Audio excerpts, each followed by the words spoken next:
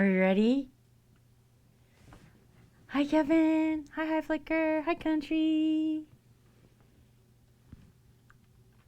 I'm so excited. It's our fourth box. It's our fourth box.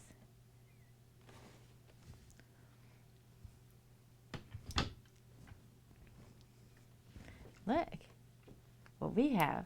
It's a new black light, and it's like Trax likes it apparently. Well, this is gonna be fun.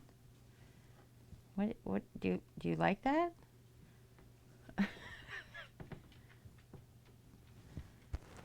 Do you like that, Trax?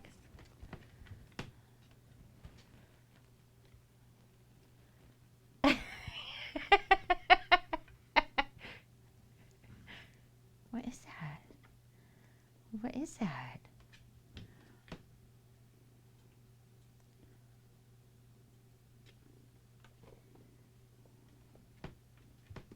He's just purring. Can you hear him?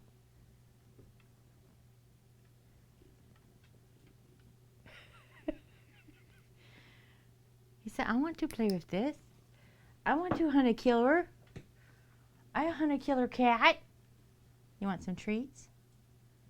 Country bought you treats. He's like, no, I want to play with this. No, no, no, no, don't steal the black light. I need that. Treats. Treats for Trax. Up there, baby. Up there. Oh my gosh. Hey, Rose. What's up? I'm so excited. Okay, so we have 3 or 4 emails to get through, right? 30 minutes. Okay.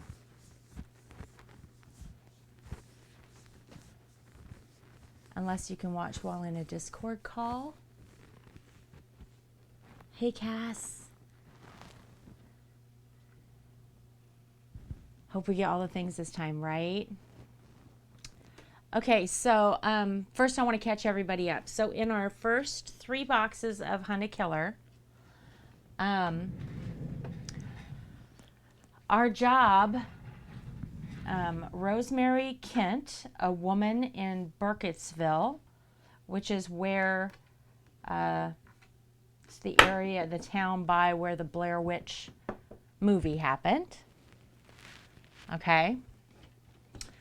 Rosemary Kent's son went missing, and she has asked us to be detectives for her and help to find her son, Tristan.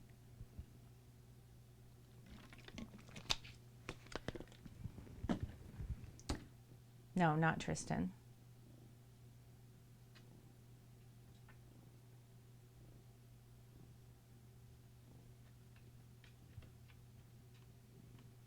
What's his name? I just blanked on his name. We have to help find her older son. And then in box 2, we found out that there is a man that calls himself the Carver.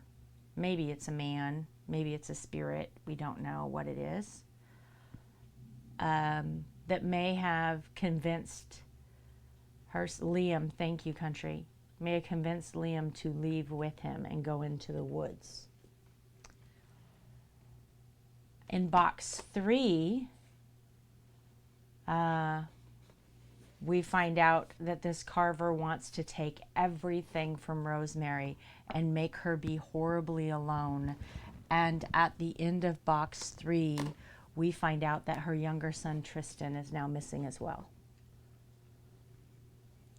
So, in this box, we should have some new clues to help find the 2 boys. But about once a week or so, I get an email from Rosemary Kent. I know, he's so sweet. Hey, Slua. Yeah, Hunt a Killer starts at 3. We just can't get through it with only 4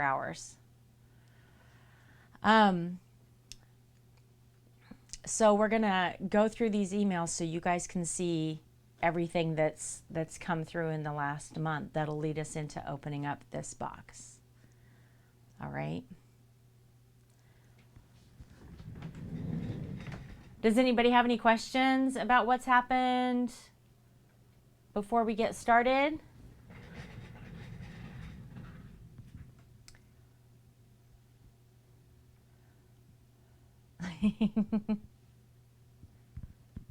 Or is everybody caught up? Do we think we're good? For anybody who's not been here for the other boxes, please feel free to ask as many questions. Oh, I'm so glad to see you, Rose. I really am. I'm doing okay. I'm doing okay. You have questions but not about this? Okay. Oh, of course. Of course.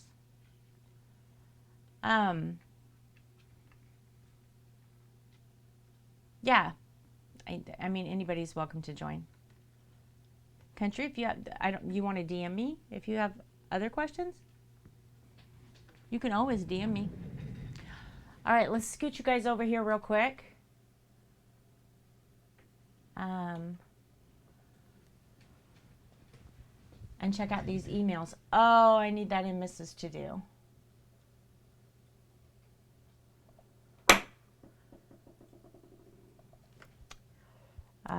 I need to change, be right back, starting soon, and raid screens to match the new branding.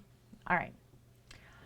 So, hello, Burkittsvillians. Thanks for subscribing to the Burkittsville Yesteryear photo series presented by the Burkittsville History Museum. Click here to view the photo of the month, featuring one of Burkittsville's most historic and some say spookiest places.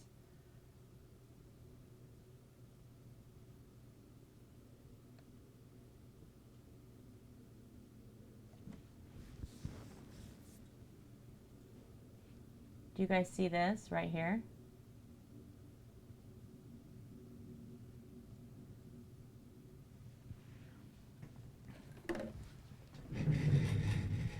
Let me grab a piece of paper.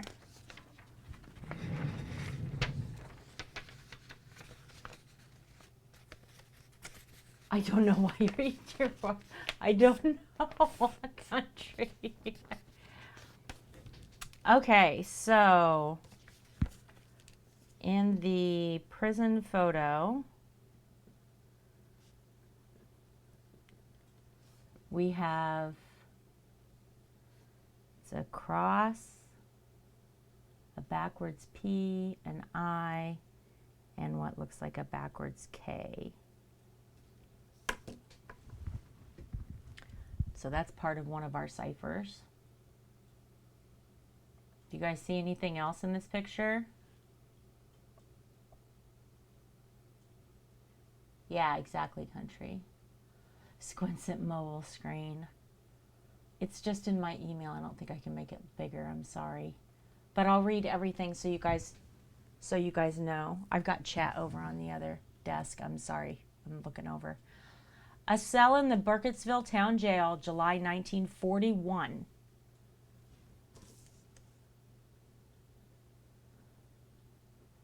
This particular year saw several high-profile cases, including the conviction of a man who confessed to the kidnapping and murder of 7 children.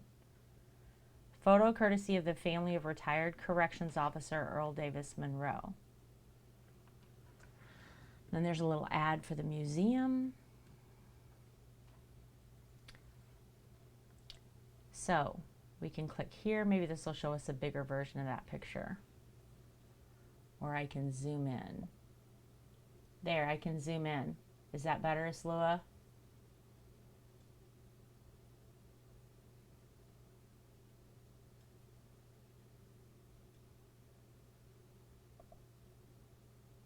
Do we see anything else?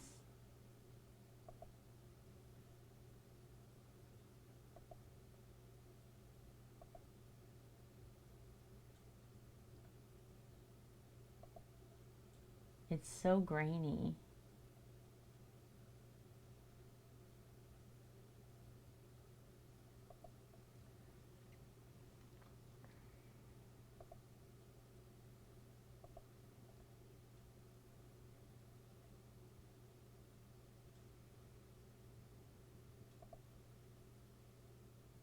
All right.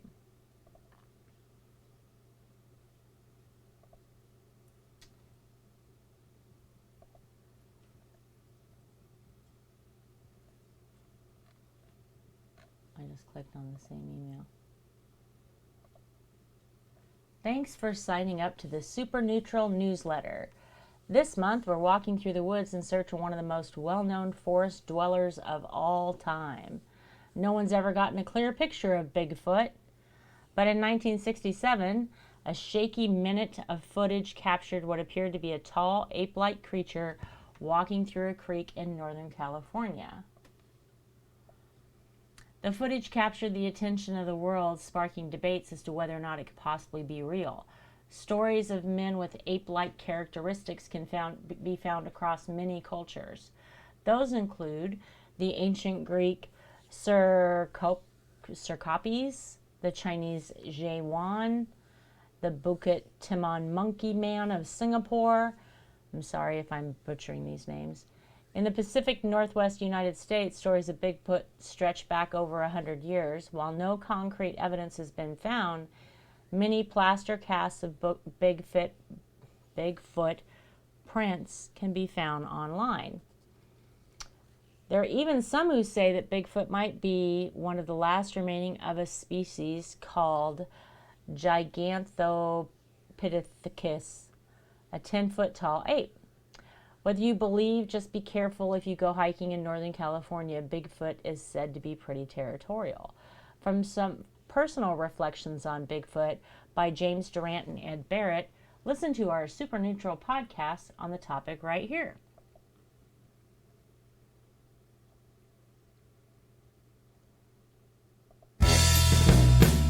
Welcome to Super Neutral, the pint-sized paranormal podcast, a pizza believer. That's me, Ed Barrett. Against a skeptic. That's me, James Durant. On this mini-sode, we're going to talk about a topic near... Is audio okay? Is it doubled up or loud or anything?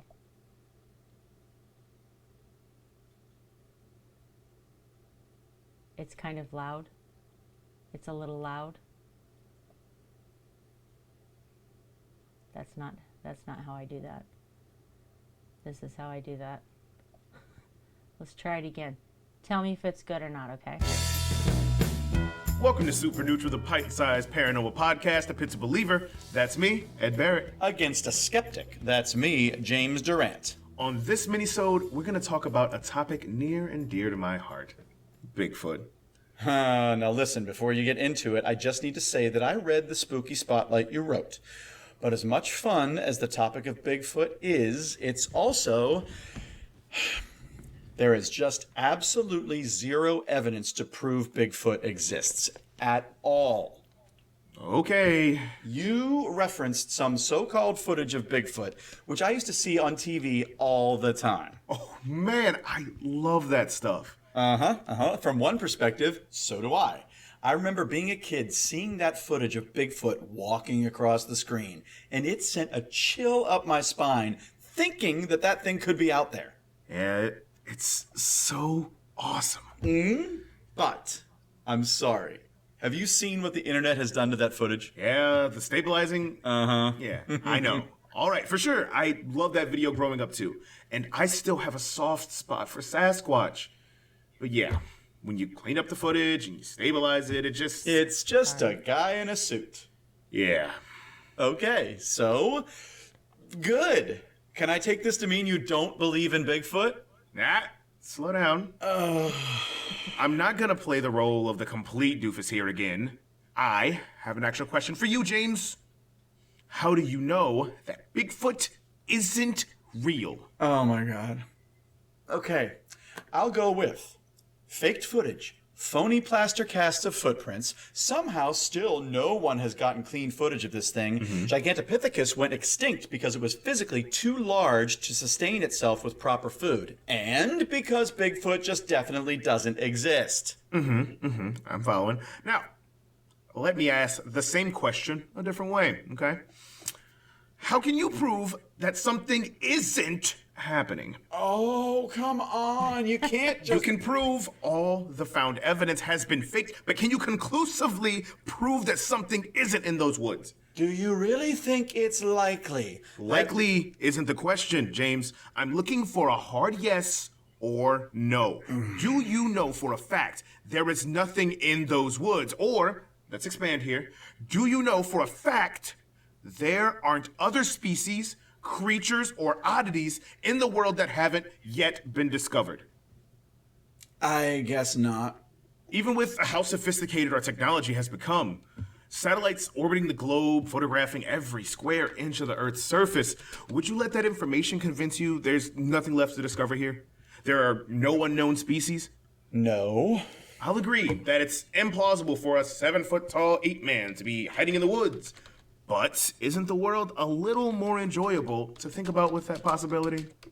Why do I feel like I somehow just lost this edition of our ongoing Bigfoot debate? You heard it here, folks. James Durant, consummate skeptic, says Bigfoot is definitely real. Shut up, shut up, shut up, shut up, So, shut up, shut up. there you have it. Thank you all so much for joining us. We hope you learned something interesting. And we'll see you in the next minisode, but until that time comes, it's safe to turn out the lights.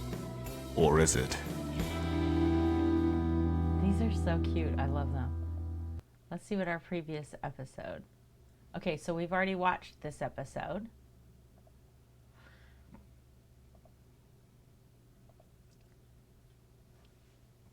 Then we have an episode or a update on Good Fences, right? That's our neighborhood watch group. Karen Schultz again. She's so nosy.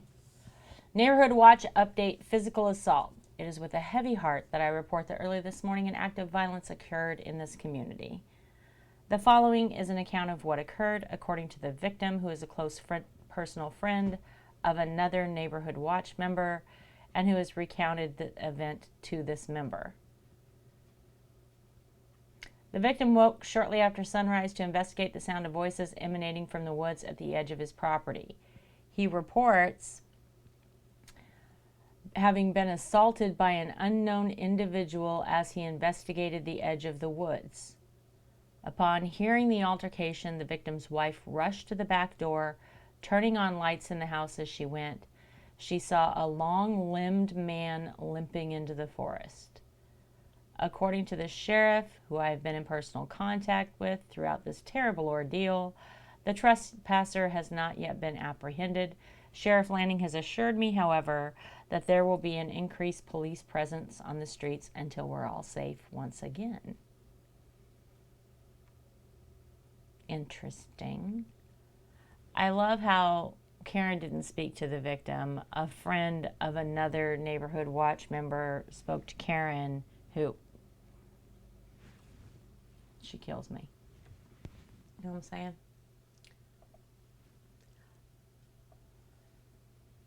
All right.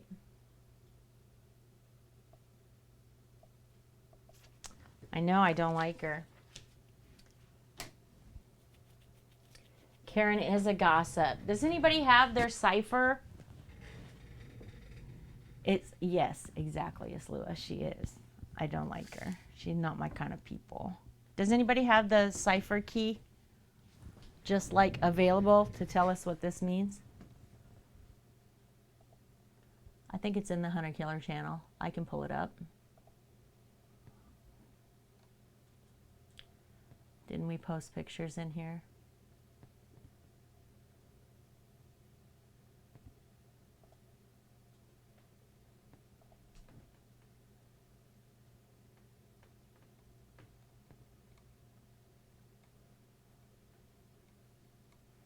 Trying to find the cipher key.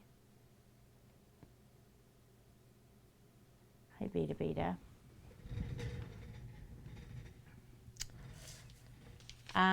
The one that'll tell us about this one, yes. He's my floofy boy. Where's my floofy boy? Beta, do you want to see our new blacklight too?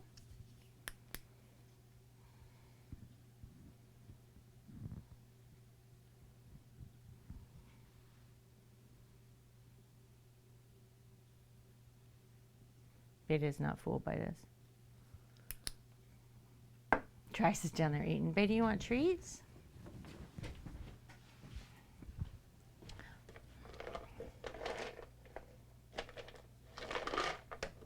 You want some treats? You want some treats? Can you eat them off there while I go find the cipher real quick?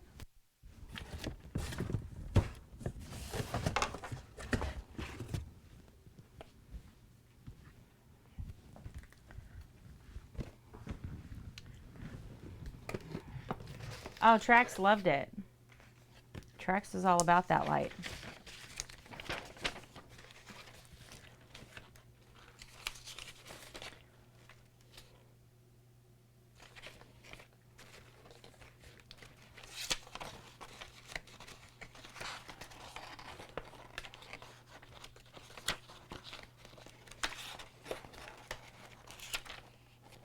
Okay, so it's not from this box. It's not from the last one. There's my good boy. I think, is that cipher from the first box from his journal? I'm just going to grab them all. Hey, Leah. It's Hunter Killer Day.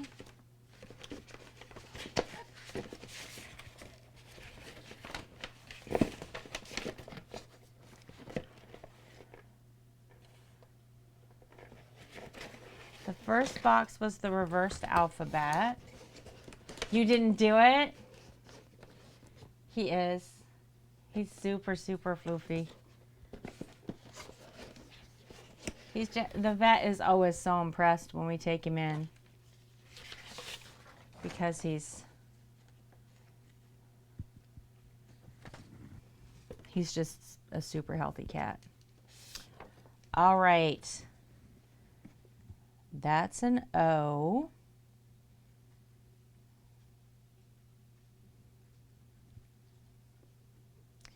That's an N.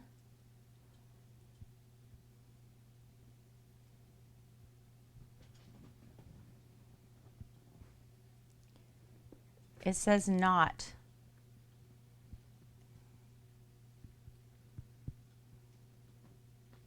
N-O-T, not.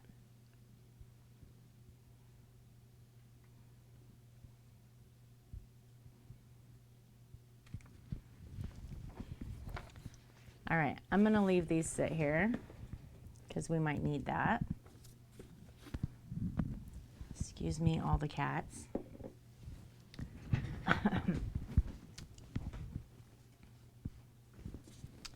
How does this work? Okay, Leah. It's just N-O-T, like not today. Because the I-K, backwards K, is a letter T. That's one. So it's just the word not. So we get to open up a box every month, Leah. It's a subscription. And Hunt a Killer has sponsored this stream by providing 6 months worth of games for us to play. So we are doing the Blair Witch series. Which is about the town Burkittsville, which is where the Blair Witch movie took place. But we are we're in present time, so after that. A lady named Rosemary Kent, one of her sons went missing, and she reached out to us as detectives to help her and sent us some clues. And then in the second box, we determined that there was a man named Carver involved, and he may have either coerced or taken Rosemary Kent's son, Liam, into the woods. And then in the third box, Carver wrote a note to Rosemary Kent, to the mom, and told her that he was also going to take her other son. And at the end of that episode, Tristan, her younger son, was missing as well. So now we are into the fourth box, and we're about to open it. And every week or so, Hunt a Killer sends me emails, and we get new clues all month long while we're waiting in between the boxes. So we just went through those. It's fabulous. Last month's box We were live for, how long were we live for? Almost 6 hours. And we couldn't quite figure it out, right? We couldn't quite figure it out. We had all the pieces we need to figure it out. We couldn't put them together in the right order. So we completed it in the Hunt a Killer channel in the Discord. And I don't know, 4 or 5 of us watched the VOD and went through, so we didn't spoil anything. We waited a week until we wrote in the Discord what the answer was. It's been super fun to do this. It's been awesome. So, and the cool thing about it is that everybody who's here in chat can be the detective with us. So you can do the ciphers with us. You can figure out, right? It isn't like there's no backseat gaming. You 100% should be involved. So let's see what we get this month. We have 9 items in this box. A letter from Rosemary, Carver's message, Anthony's note. I do too, country. Anthony runs the museum. Historical reenactment script, account of the search party expedition, building records, a Black Hills forest map. Oh, nice. Guys, we get to actually see a map of the forest. I wonder if it'll be accurate. A magnifying glass and a compass.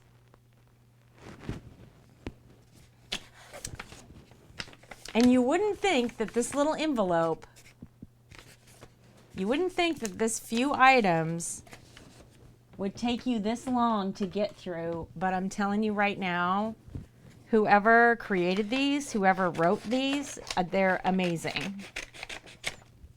They have done an amazing job. Like, I look forward to this every month.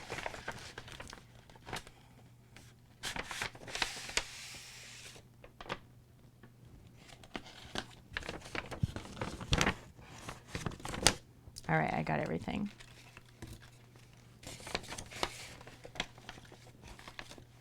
Here's our compass.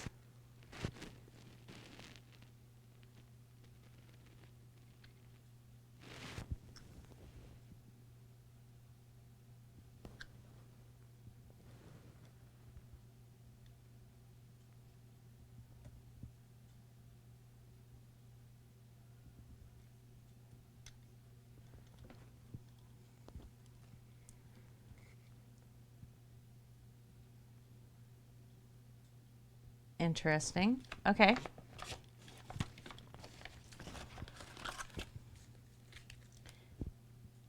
And a magnifying glass.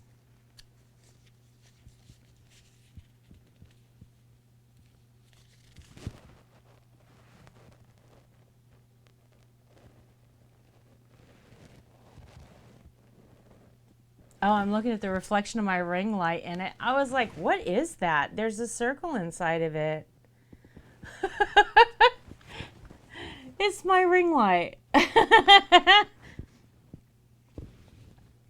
I'm already looking for clues. All right, so first let's read our letter from Rosemary. I do need that. Hello. Carver left me another message a few nights ago.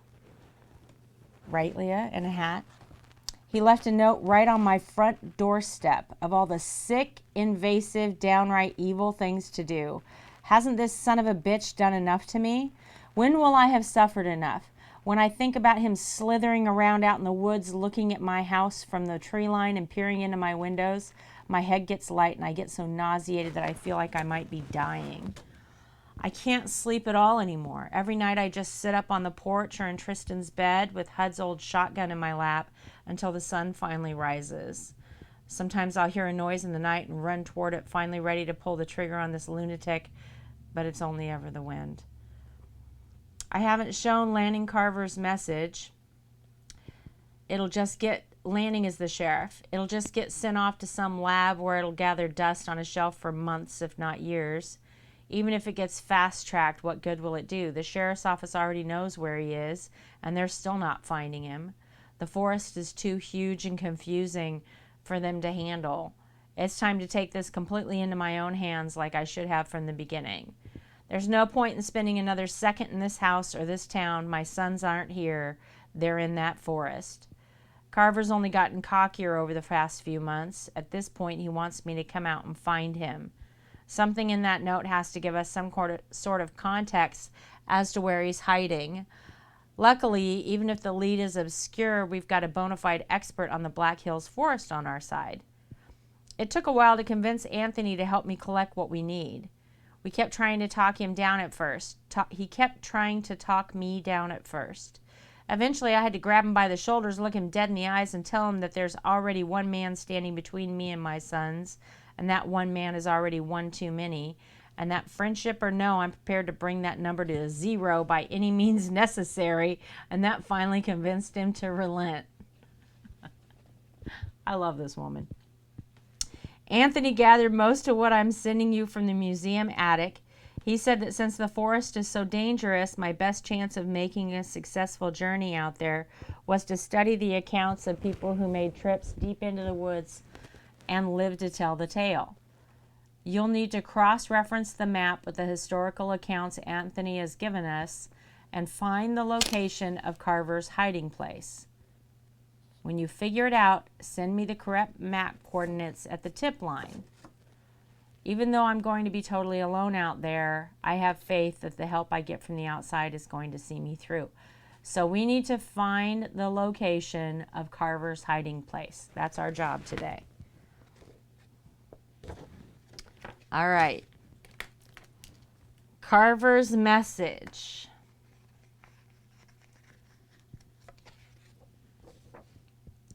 I'm guessing this is it.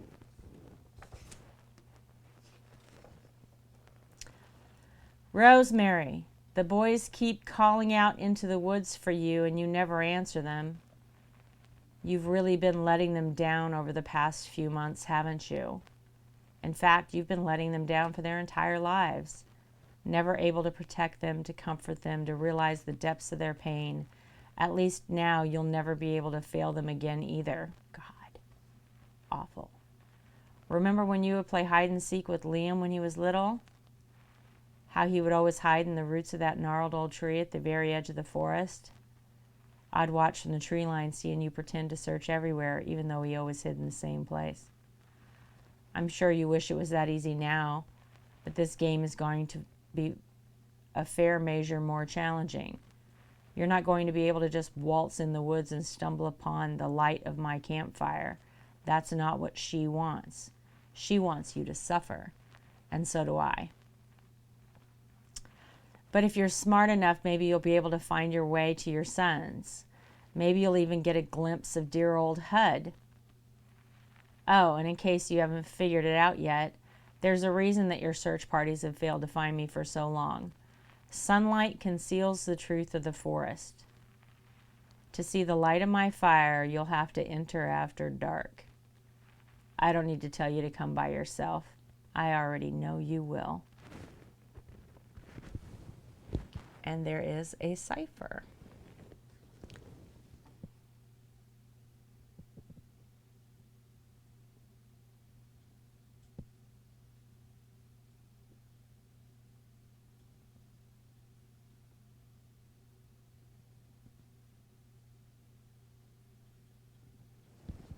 Okay. If I set this down here, can you guys still see it? That's as zoomed in as I can get.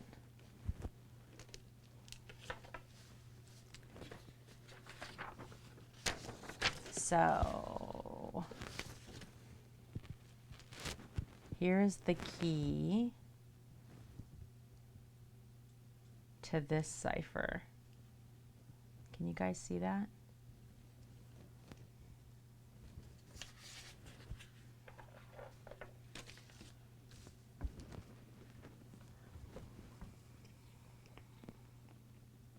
Is it too small? My camera arm is up higher now because it fell when I moved it. All right, so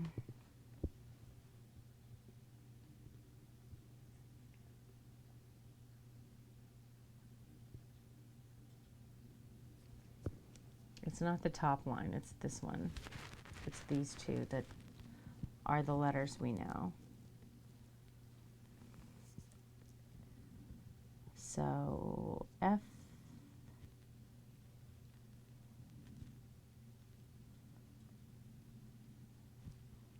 I,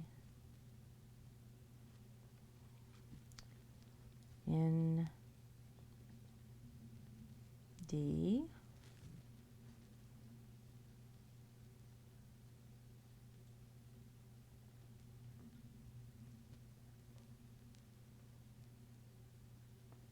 find us.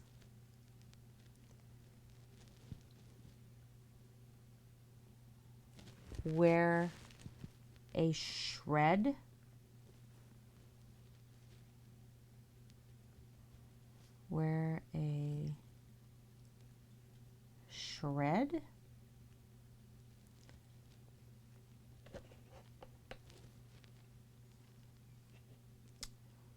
of Drax, stop moving the box.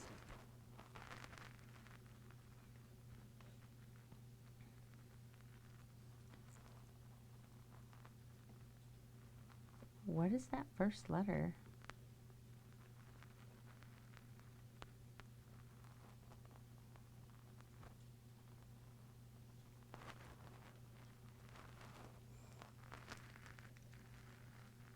Well, I don't know what the first letter is, but R, O,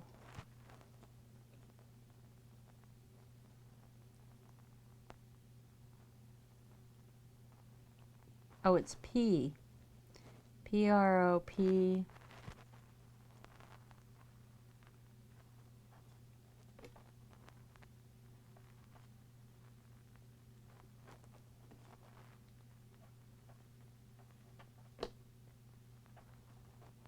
R-I-E.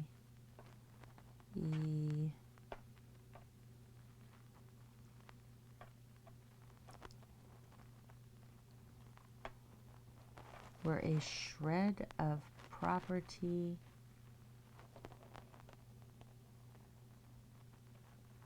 propriety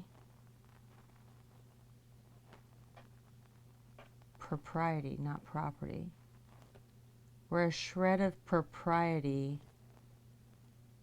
was lost. Yeah.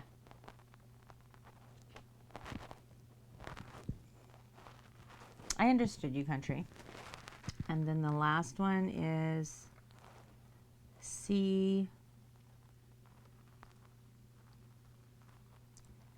A, R, V. Oh, it's his signature, Carver. Yeah, exactly. Find us where a shred of propriety was lost. So we know that Hud and Rosemary, when they were young in high school and dating, used to go out to the trunk of that white tree in the forest, right? And kiss and do whatever they did. They had secret meetings there when they were dating and not supposed to be.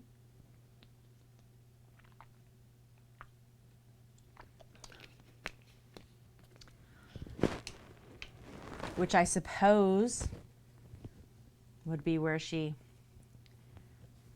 lost some propriety, right?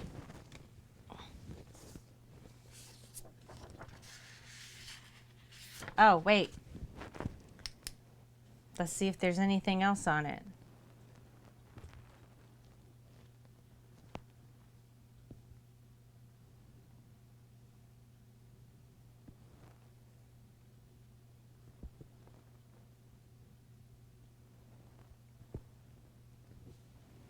I don't see anything. I want to see if this is different. Like, do I really need this? It looks like the same light, but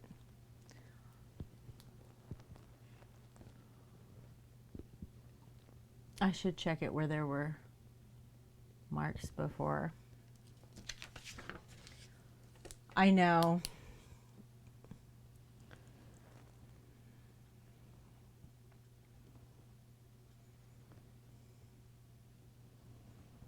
I don't see anything. Oh, I could zoom back out. Sorry. I don't see any ciphers or anything on here.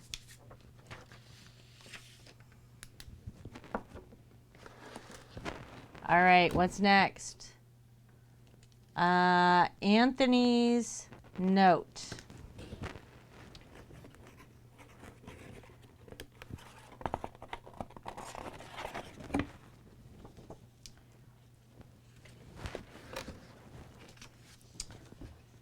Investigator. Since Rosemary is truly hell-bent on doing this, and you're the one who's managed to help her get this far already, I'm going to do everything in my power to arm the both of you with as much information as possible. I collected a few things I think will help to navigate the forest: 3 historical documents, a map, a magnifying glass, and a compass. Yeah. The 3 historical documents have each been taken from the museum's archives. I'm including them because they each convey the experience of someone who spent a prolonged period of time in the forest and came out more or less intact. I hope they provide some guidance on how to get your bearings in the woods and how to navigate between 3 of its major landmarks in particular once you do. I imagine the map and its accompanying instruments will be useful on that front as well. As far as I'm aware, the map itself is the most geographically accurate account of the forest to date. That's including satellite imagery, digital imaging, and the area of the That's including satellite imagery. Digital imaging of the area has always proven to be a challenge. There's actually a very interesting history behind the map. Don't eat my mic. And the man who made it. Emmanuel Ramos was a renowned surveyor and cartographer who was hired by a now defunct sawmill to chart out the area in 1953 after a number of the facility's employees began to complain that none of the maps of the area were accurate. As the story goes, Ramos became obsessed with the forest during that period. When he turned in the map, he told sawmill officials that traditional directions don't work in the forest, and that instead, travelers had to move according to the cues that the land itself gave them. He said he considered the cues to be cardinal. That strikes me as a melodramatic way to describe the cartographic process, but I suppose that he'd earned the right at that point, seeing as he'd successfully charted a region that had confounded his colleagues for centuries. The record on Ramos gets a little hazy after that. He completely fell off the map, so to speak, within a year of completing the project. The compass and magnifying glass I'm passing on to you belong to Ramos as well. Maybe using them will help you see the forest the same way he did. All right. I admit I'm rambling on about obscure historical facts so that I don't have to put my feelings into words. Detective, I want you to know that Rosemary's the strongest person I've ever met. She managed to stand so tall for so long in the face of such unbelievable loss. But at the end of the day, she's only human, and the forces she's going up against aren't. Please do your best you can to see her through this. Anthony. So Anthony believes that there's all supernatural forces at play, right? Man, this light is nice. Oh, I booped your nose. I'm sorry, buddy. Trax, you're shedding on everything.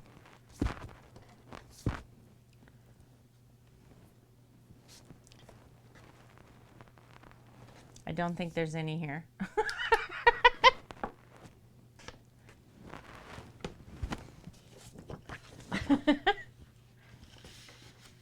All right.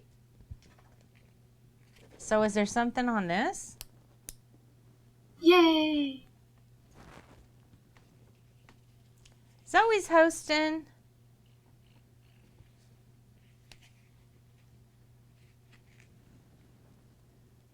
Yay! Is there something in it?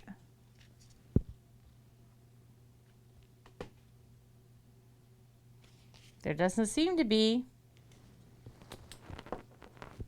I know. He really wants to be on the paper. You know what I'm saying? Scooch back. Do you want me to give you your own paper?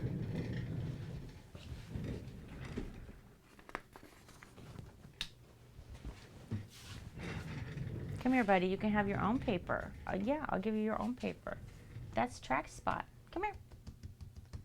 You want your own paper? No, he doesn't give a shit about that. Hey, Zoe. All right, so where's the compass?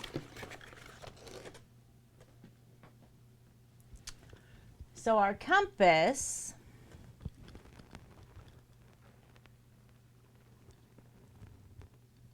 has a green tip that points true north.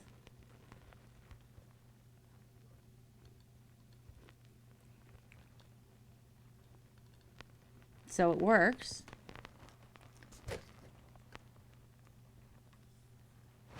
And it has the words each square an hour carved into the back.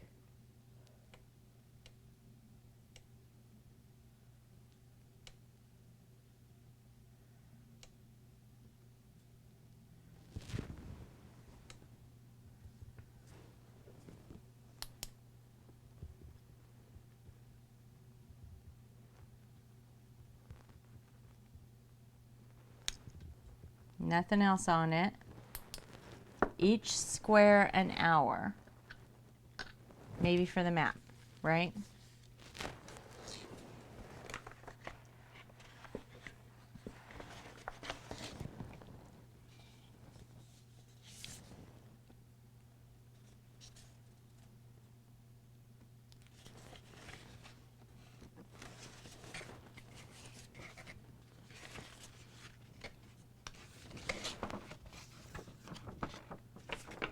Oh, I gotta zoom out.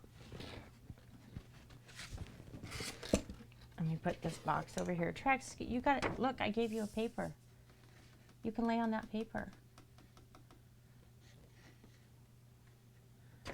Trax.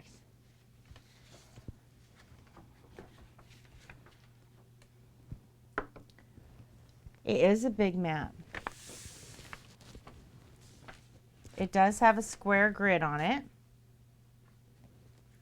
Green is forest, dark green are hills, blue is water, red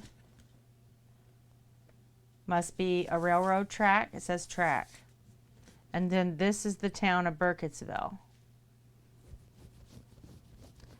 So this is the church and the cemetery, the police office, the school, the diner. I don't remember what this one is. And then next to it would be the museum. And then I assume that this is the tree line, right? And this is Bigfoot on our map. So Bigfoot is real. His name is Trax. So this is the tree line. There's a dotted line going here. Creekside Timber County Outpost Company. Creekside Timber Company Outpost.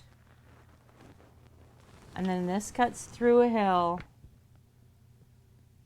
And there's the Creekside Timber Company.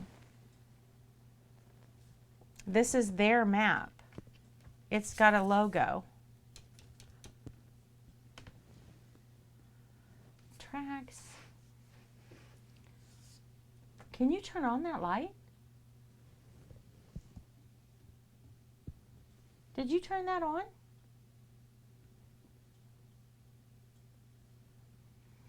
We need to find Carver's location. He moved the camera, didn't he? All right. So there's our map. And then these are the things that Anthony sent us.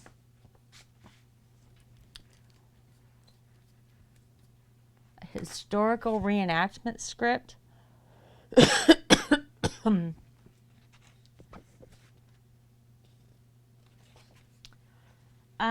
There's a note on the top of this one. I've scanned a few journal pages of a young man named Aloysius Masters for you. Mr. Masters was a member of a search party that combed through the forest for a number of days in the late 19th century, making several valuable, though largely unconfirmed and inexplicable observations along the way. Masters' journals were passed down through his family for years before being donated to the museum by a great-great-granddaughter who was moving out of town and didn't want to carry much of the past with her. Hopefully her loss will be your gain.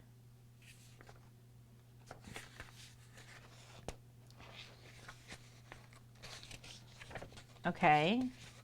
So this is account of a search party expedition. Here we go. The execution of the Blair Witch. This is the historical reenactment script. This is what we need to be looking at.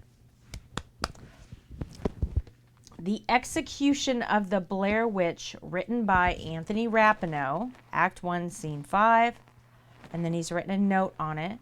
This script is a section of the historical play that I staged a few years ago titled The Past Never Dies, a first-person anthology of tales from Old Blair. This particular scene is a dramatization of the Honorable Judge Jonathan Goodneighbor's journal entries written just a few months before his death in 1785. Goodneighbor's journal was originally found in the walls of the museum during HUD's renovations. A rat had made its nest out of the pages, but a few sections were still legible, have provided a fascinating insight to the trial and condemnation of the alleged Blair Witch. While the lack of concrete information regarding the accused witch's death, those particular pages have long been lost, forced me to take a number of creative liberties and make some educated guesses, all of the information on the directions that Goodneighbor took in the forest itself are accurate to history. Okay.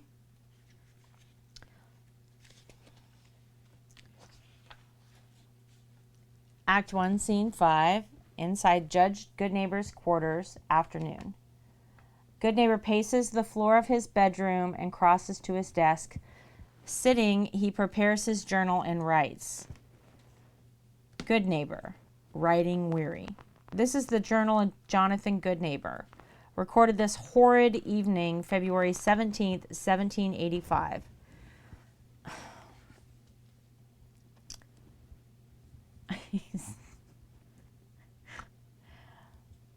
The townsfolk complain of witchcraft. Many children bear the same mark on their wrists from where she carved the siphon blood. It was told to me that she collected the blood into several small bowls and arranged them in her cellar into some satanic symbol. I, being a godly man as well as a man of the law, ordered an investigation to be conducted at once. An hour's walk into the forest, we discovered the old woman's home, encircled with a fencing of wood bound in twine. Rushing inside into the fruit cellar, we found her standing in the corner as if expecting our arrival. I saw no sign of the ritual and no evidence of her working her craft. It made no difference. She had ample time to conceal her doings, and the children's testimony was damning enough. We bound the hag in shackles and carried her to meet injustice.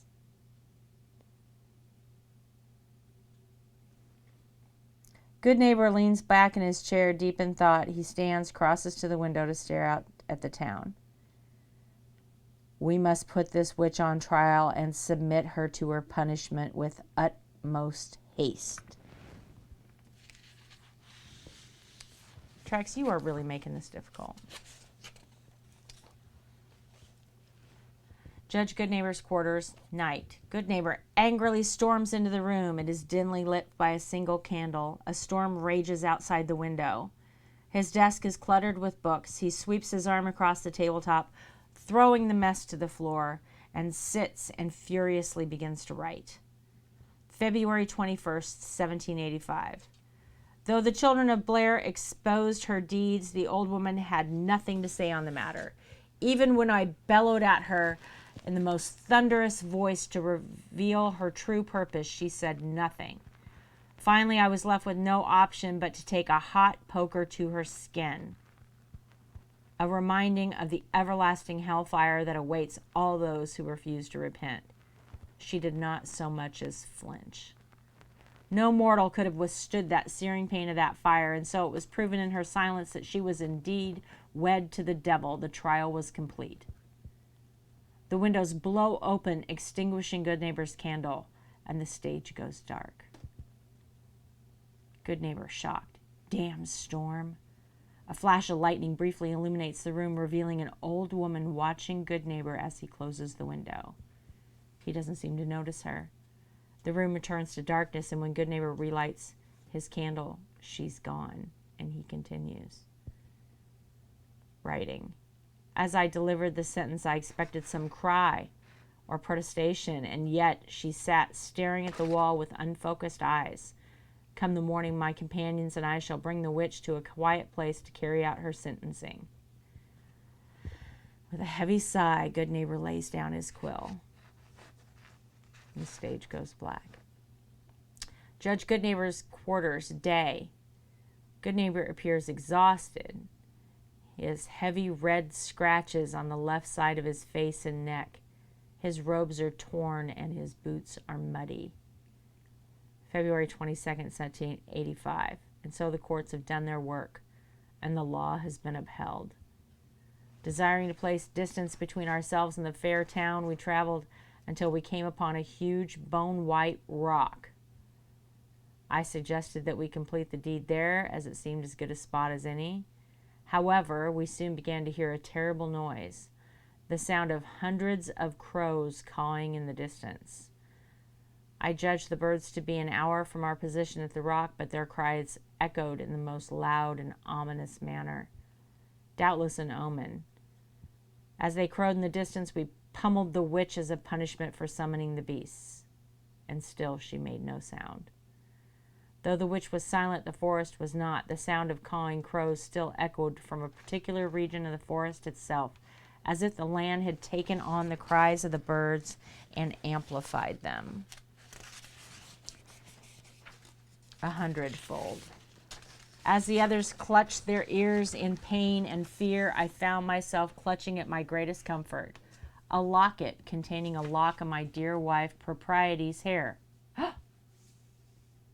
His wife's name is Propriety? To compose myself as I recited the Lord's Prayer. Unwilling to remain in the same vicinity as the beasts, we turned from our position at the rock and fled for 5 hours in total, going the opposite direction from which the cacophonous cawing had so ominously emanated. While we fled the noise, I noted that a certain region of the forest contained a number of trees that appeared to have been ravaged by a large creature of some sort, and I warned my men to keep their wits about them. I was quite relieved when we left this particular area behind us. Our group continued straight forward on the course we had set away from the terrible noise. When the last sounds of the crows had faded and the forest was silent as the grave, save for the sounds of our party's footsteps, the witch finally broke her day-long silence. She requested that, were she left to die, she would be left in a grove of trees that she had often sat amongst in moments of silent contemplation. We, being an honorable and compassionate group of men, obliged. She turned at a slight angle and led us in a new direction, with myself directly at her back, keeping a keen eye out for any sign of treachery, and my men behind me. As we walked, I began to hear my men murmur dreadful utterances about how we and our children would be doomed for our trespassing and our violence. I turned and ordered them to be quiet, but each and every man insisted that they had not uttered a word. After traveling for 2 hours in the witch's chosen direction, we came upon a hollow with a white tree at its center. I moved to bind the witch to the tree, a twisted, dying thing. Seeking out one final opportunity to sate her bloodlust, the witch clawed at my face and neck as I bound her, screeching all manner of hellish condemnation and tearing the locket from my neck. It was then that my companions fled, leaving me to carry out the deed on my own. Perhaps they feared she would soon break free of her bindings, and so I was left alone to complete the task. Her strength surprised me, but the power of all that is holy remained on my side, and I succeeded in my efforts to subdue her. I completed the deed, and so, full of fear that I momentarily forgot about the locket, turned my back on the witch to return home. As I left the hollow, I began to feel an agonizing sensation of burning on the back of my neck, as if 2 hot coals tracks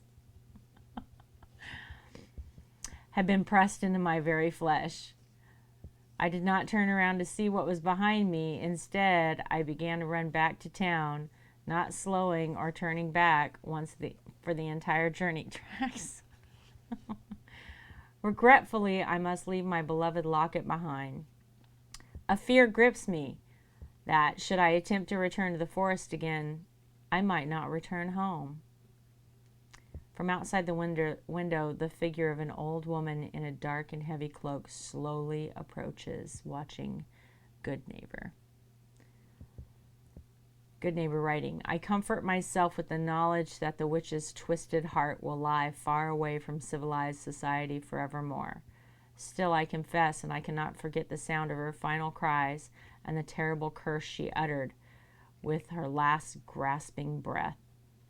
But I comfort myself with the knowledge that at last this horridness is behind us. The old woman stands staring in through the window, no longer at Judge Good Neighbor, but at the audience.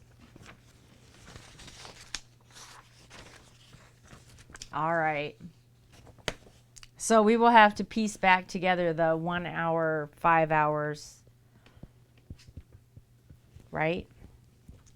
Tracks, baby. Why are you like this? Why are you like this? Huh?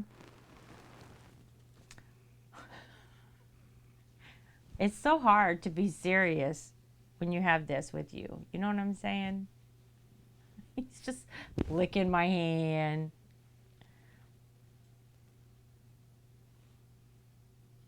He loves to hold hands. It's the sweetest. Him's the sweetest. Buddy, I have more things to read. And you're laying on them. Yes, you are. Come here, buddy. Oh. Do you want me to get your giraffe bed? Will you lay in your giraffe bed if I go get it? And let us do this? He's just 100% not having it today. All right, so we're going to have to come back to that. Account of search party expedition. Oh, we didn't check it. Should I check it? Do you think there's any ciphers on it? There's cat hair on it, but that doesn't mean anything.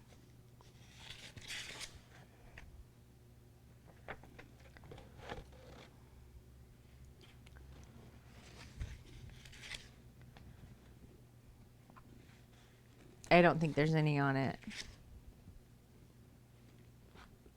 We have to go back through it, though. Tracks. Here. Tracks. Trexie. Come over here. Come over here. Yeah, come over here. There you go. You can play with that over there.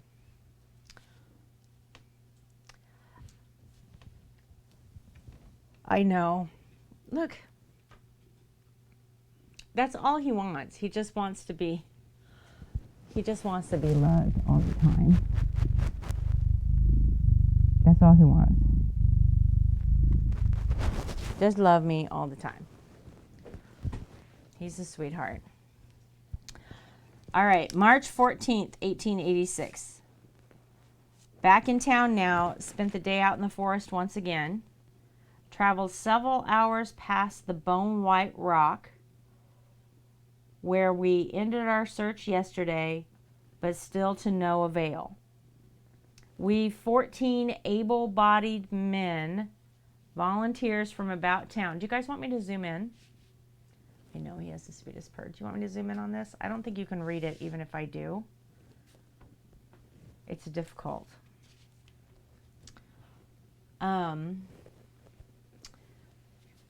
Who know the area and its particularities well, have not been able to find any sign of another human being has ever been in these woods at all. It was tragic, yet not unsurprising, when that young girl became lost in the forest. It still disturbs me to the utmost degree, however, to think that the forest group of men sent to search for her should disappear as well. We, the 14 members of the second search party, count our friends and brothers and sons amongst the lost, and we have found neither hair nor hide of them, and not of the girl herself, for 2 days now. The only discovery of note thus far was that of a puddle of some viscous substance that none of us could rightly identify, which one man nearly lost a boot to when he accidentally stumbled into it. Though I do not put much stock in the ghost stories used to frighten children in these parts, I still become deeply unsettled when I set foot into the forest. I feel as though a weight has been pressed upon my shoulders and a pair of eyes has focused on the back of my neck. We will take up the search once again in sunrise. I hope that tomorrow's efforts brings us greater success. March 15th, 1886, the next day. Mr. Robertson, who misjudged a step into that strange puddle, returned this morning with a pair of borrowed boots. He complained that even though he had hung his boots above the fire all night, they continued to be soaked with the strange substance he stepped into. Near the end of the day's search, a member of our party called upon us to report that he had found a human tooth embedded into the gnarled stump of the white tree when he attempted to sit down to rest upon it. That's disgusting. The men wasted almost an hour of daylight debating the tooth, half insisting it was indeed human, while half swore it appeared to belong to an animal. One young man named Thomas Gillard was frightened beyond belief by it, trembling like a leaf in the gale, as he insisted that the witch had set her gaze upon us. I stayed silent, as I did not know what I believed. We found nothing else of note, and when we returned to town, it was with a heavy heart and slumped shoulders, especially once we spied curious children and wistful wives watching us return utterly empty-handed. We all went to our homes shaken and shamed. I am certain I will not be the only one tonight praying for some sign of the missing men. March 16th, 1886. Thomas Gillard refused to return to the woods today.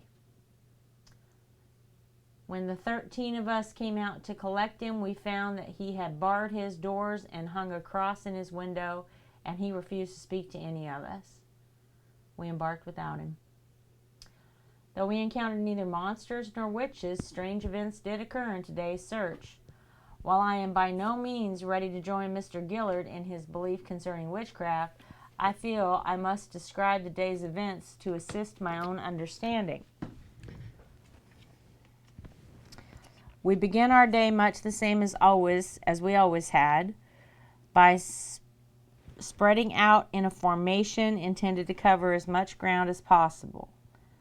We left perhaps 40 feet between each man to properly sight any potential clues. I can recall with absolute clarity Mr. Josiah Johnson, our party's leader, standing to my direct left. We came upon the large white rock once again, and were about to set out from the stone when I noticed a faint sound. I listened closely to listen to the source of the sound, and though it eluded me, it soon became apparent that the sound itself was that of a man calling for help. I turned to my left to alert Josiah, but saw another man instead.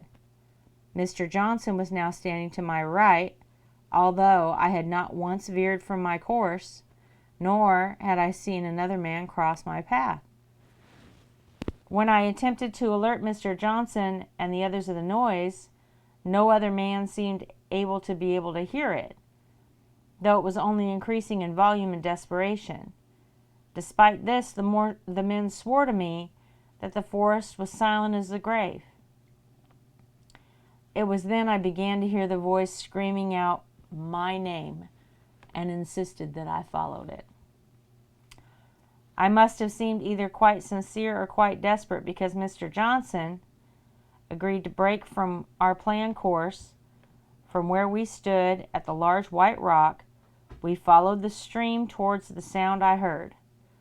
Almost as soon as we changed course, we came across a pile of dead rodents, 10 or more. They appeared to have died fighting one another, as their flesh was torn to shreds. We walked 2 hours in that same direction, the smell of their rot seeming to linger with us long after we had passed them. Then, as we neared a fork in the stream,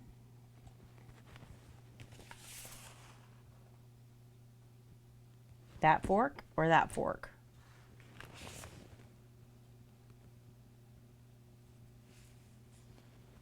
There's a note on here. We sighted a wisp of smoke in the distance at an angle from our current course. It surprised us all, especially myself. I have been a resident of the town of Burkittsville for better part of 20 years, and with the exception of certain old wives' tales, there have been no accounts of anyone taking up residence this far out in the woods. We turned slightly to head towards the smoke. We traversed 3 hours through the ancient oak trees. I remember thinking the sound of the wind through the trees' leaves sounded not unlike the whispering of an old woman, and then I realized that I did not feel any wind upon my face. I was about to comment on the strange phenomenon of the wind to the other men when I spotted the cabin.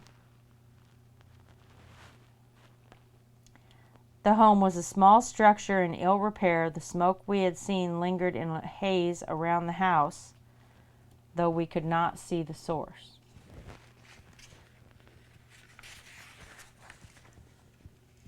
We went closer to inspect it, which required us to navigate a very short stretch of hill terrain. Our sight line of the house was interrupted by one of these hills, and when we managed to crest the hill itself and regain what should have been a direct sight line, the structure was gone. We searched the entire area, but not a single one of us could find any trace of the cabin again.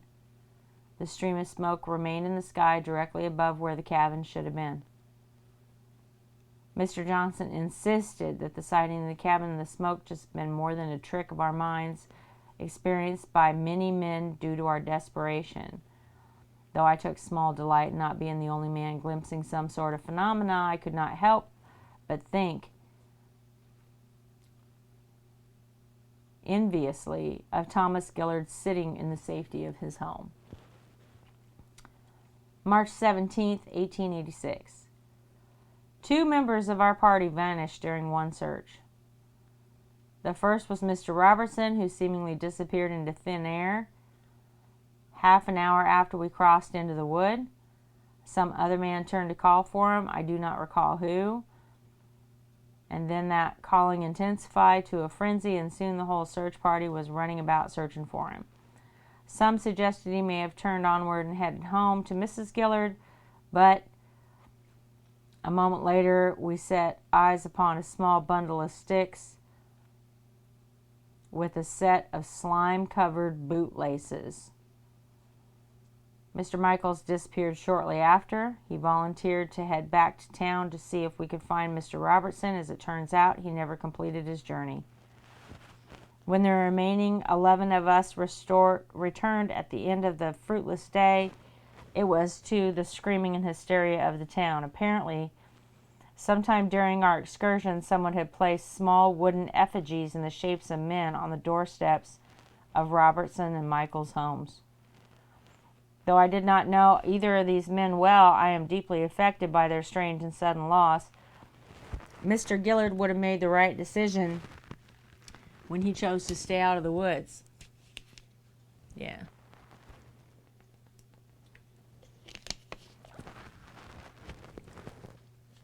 March 18th, 1886. Last night I dreamt I was alone in the woods in the dead of the night. As I stumbled around in the dark, I noticed two lights in the distance. They hovered among the trees for a long moment before being snuffed out, leaving me totally alone once again. I cannot help but believe them to be the souls of Robertson and Michaels, lost inside the labyrinth wood, or perhaps they were a pair of eyes. I woke this morning covered in sweat with two small pinpricks upon the back of my neck. They continuously bleed no matter the amount of pressure that I place upon them. I tell myself again and again that it must be nothing other than a spot where I picked myself upon a thorn or a branch during yesterday's search. After summoning all of my remaining courage, I joined the search party once again.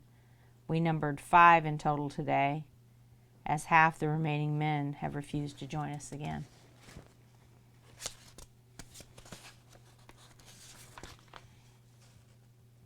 Oh, shit. About 3 hours into the day, Mr. Johnson claimed to have caught sight of a footprint, a boot print. My hopes were momentarily listed as I ran to see his discovery. However, I tripped on the way over and hit my mouth on a rock that lay on the forest floor, biting my tongue as I fell. My mouth filled with blood, which soon began to dribble out onto my clothing. I soon realized that the rock had knocked one of my front teeth out of my mouth. Although I could not find it anywhere on the forest floor, perhaps I swallowed it in my confusion and pain. To add insult to injury, it soon became apparent that there had been no footprint on the ground at all. The men did what they could to aid me, but we decided to call the day's search shot, as we deemed it unwise to separate and allow me to return to town alone. We returned minutes before sunset, although there should have been, by all account, hours of daylight remaining. Right, Aslua, maybe. March 22nd. I have waited several days to collect myself, and I feel as though it is time I recount what one party discovered on the 7th day of our search. We did indeed find the missing men from the first search party, but it was in no condition any man should be found. I would not wish the violence that was inflicted upon these men upon my worst enemies. We discovered them by the same large white rock we saw on the very first day of scouring the woods. They were long dead and had been butchered like animals, all lain out upon the rock in some unnatural formation that I can only assume be some form of a satanic glyph, as it matches the symbols drawn onto their bodies in intermingled blood. The authorities have arranged search for a madman or men and posted guards on the road to town. The guards are to remain there at all hours, but something tells me the perpetrators will elude their grasp. Something tells me they cannot be grasped at all.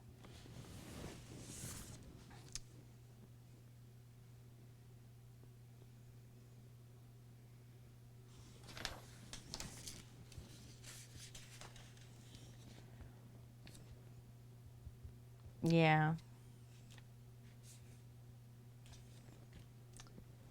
Yeah, that doesn't look good.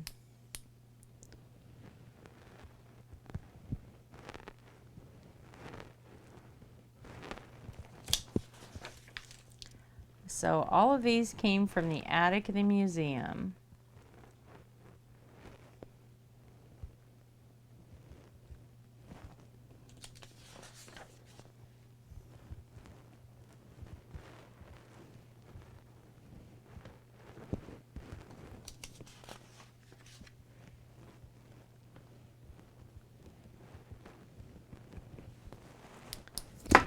All right. No extra cipher. Building records.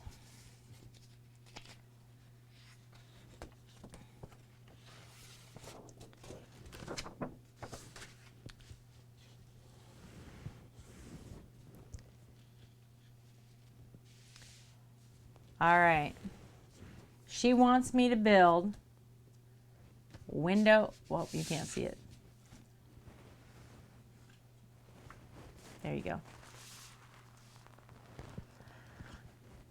She wants me to build window in the attic, stick built, stone foundation. She told me the spot, plaster interior, cement exterior. She needs a basement. She expects company soon.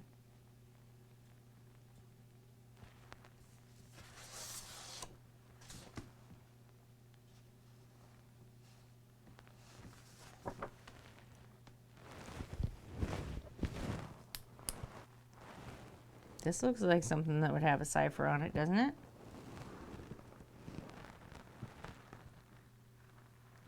I'm starting to get nervous that these aren't working and that that pin is somehow special, 'cause we haven't found any. This says, Mr. Kip, a fella stopped by the store as I was closing up just now. Damn near gave me a heart attack since I could have sworn that I'd already locked the front door. It was that guy who's been living out in the woods.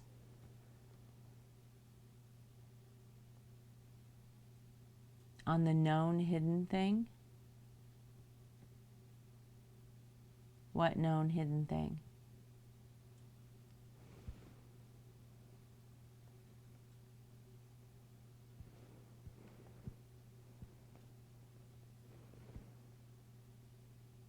Oh, like the old entries?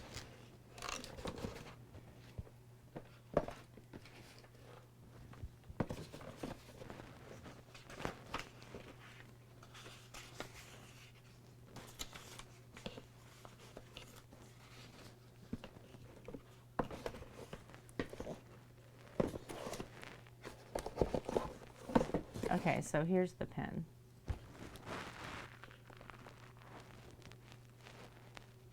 I don't think that.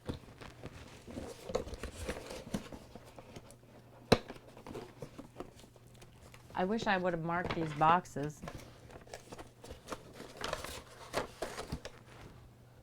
This is today's box.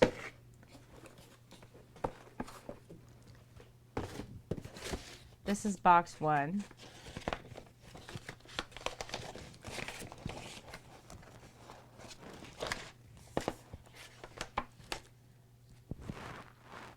Right?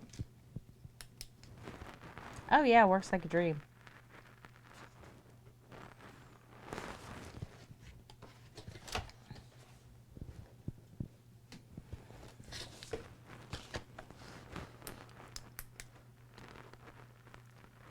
Can you guys see it on camera at all?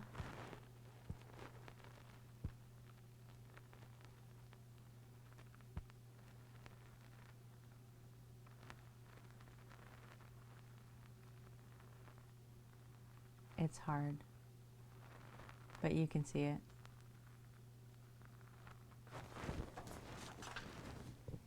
So yeah, it works good.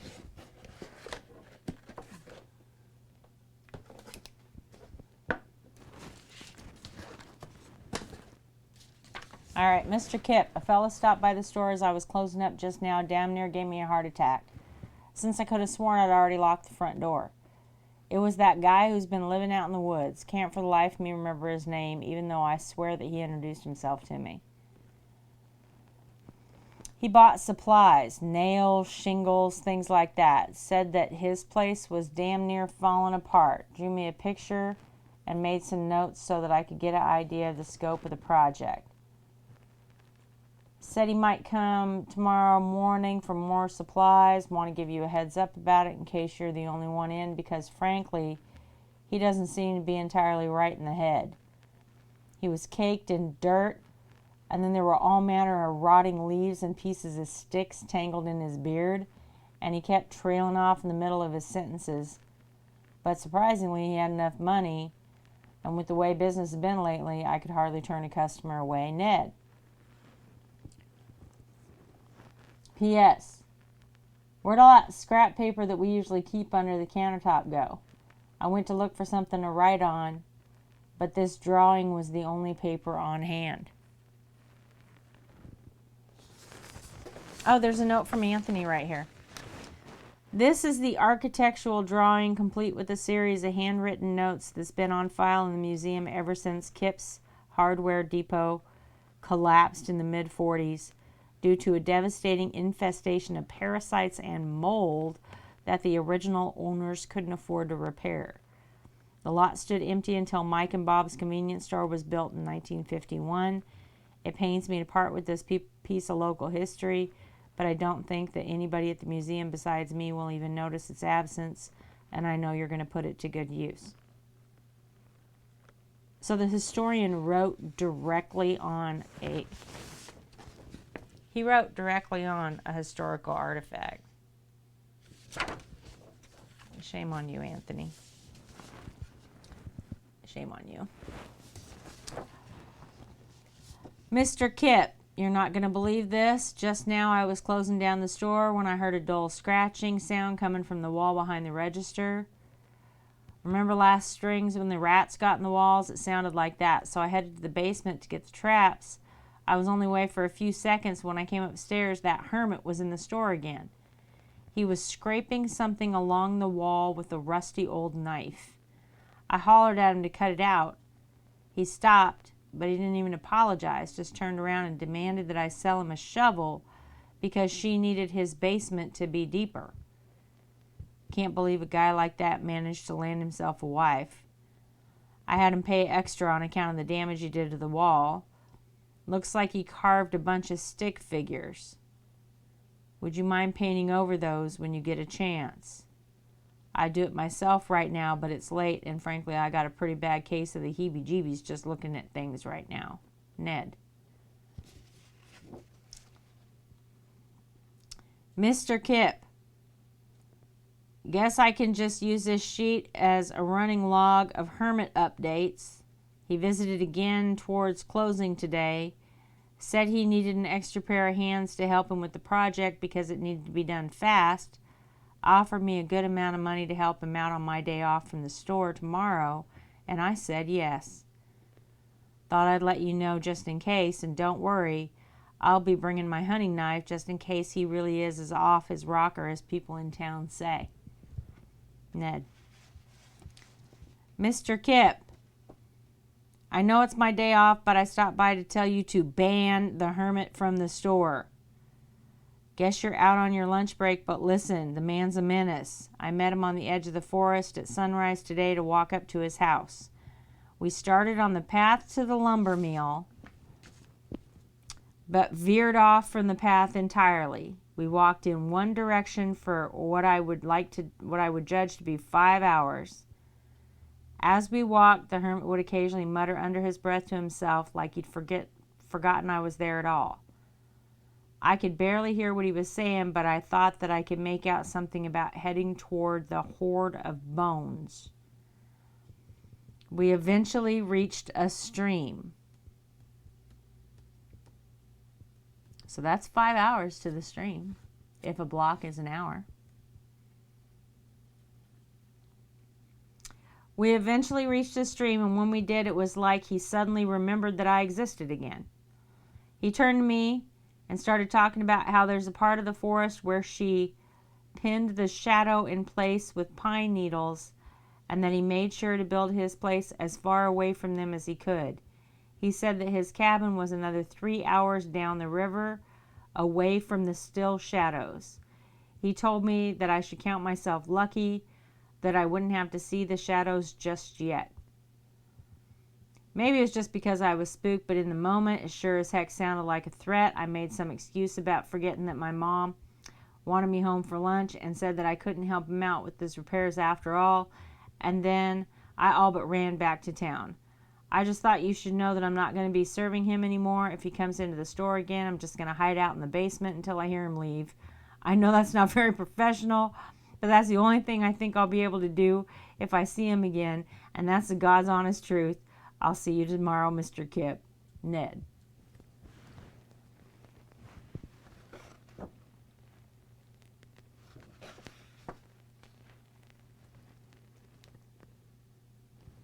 And there's nothing on this. All right. So 5 hours.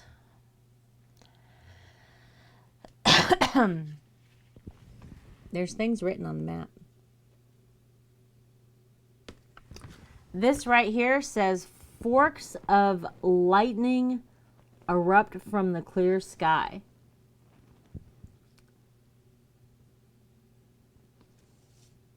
And this says, here I saw the eyeless creatures hoard their bones.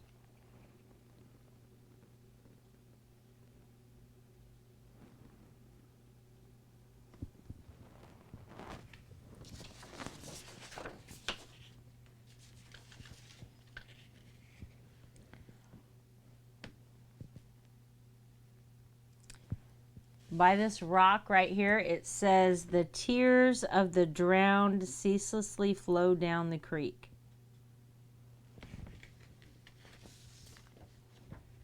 And over here, it says, deep underground ancient roots wind through shattered skulls.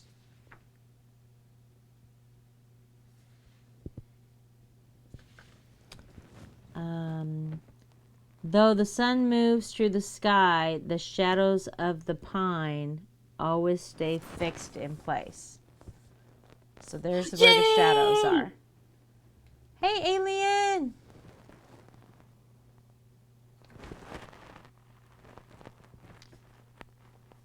Lost souls weep from nostalgia and regret. It says right here on the tracks.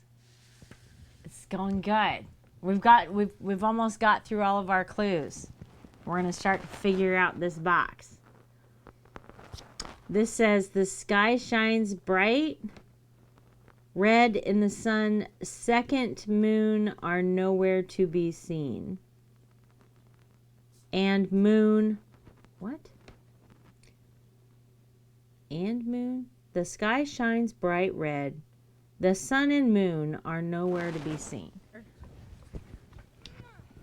So what were you up to? Come on. Thank you for raiding me. I'm going by the other door.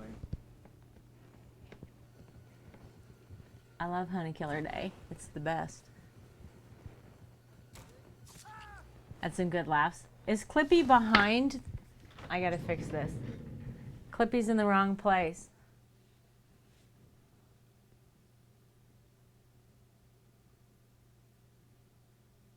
Where's Clippy?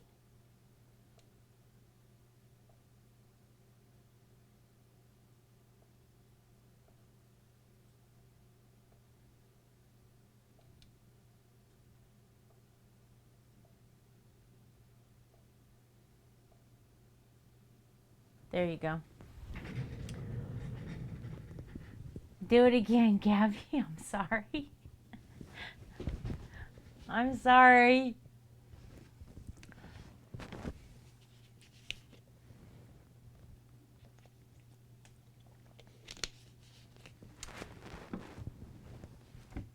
There you are. I can't take That's the better. mask because he's a console player. You're supposed to be covering up my face, not under it. Okay. Oh, it's here! It's here! Go! Go! Did we get Did they all make it, or was it just me? No. Kate didn't make it. Ah. This hill says the ground with its dreadful murmurs will cradle careless travelers for eternity. This says the heavy limbs of trees are scarred with claw marks and carvings up here. This says here the vermin fester in the bleak sunlight, but dance under the light of the moon. That's here. The crows feed at blood red dusk, it says on this hill right here. I hear whispers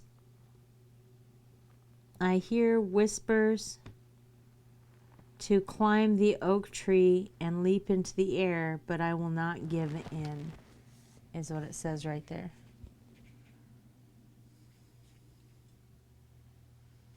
I think that's all of the little notes on it. Okay. So where is Carver?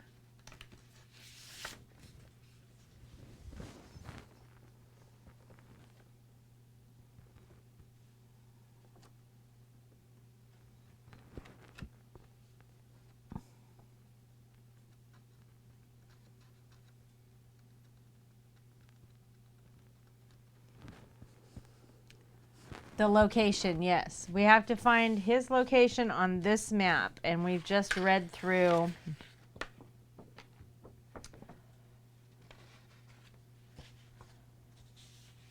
all of these things. So, propriety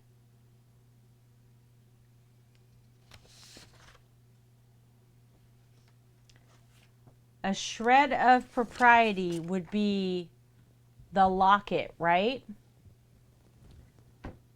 And the locket was lost. Was the locket lost at the boulder or at the tree trunk?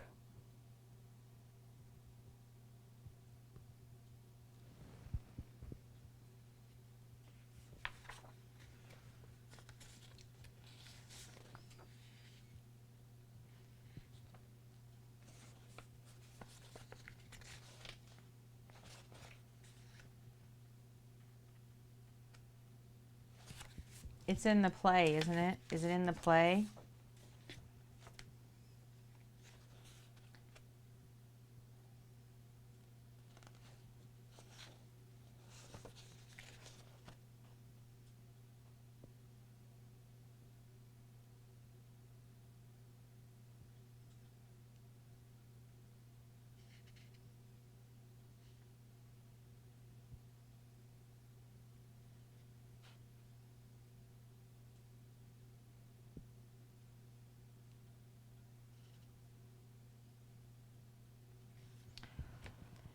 I found myself clutching at my greatest comfort a locket containing a lock of my dear wife Propriety's hair.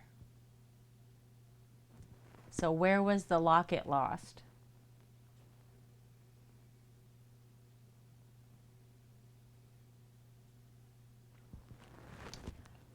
I moved to bind the witch to the tree, a twisted, dying thing. So, it's at the tree trunk, right? That's where he lost the locket.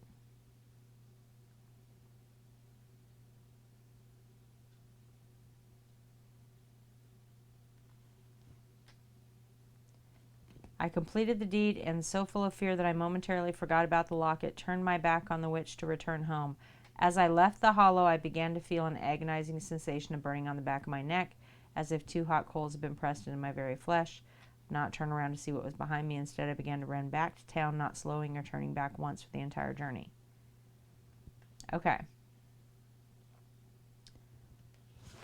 So, according to Anthony, he took liberties here, but the directions are accurate, right?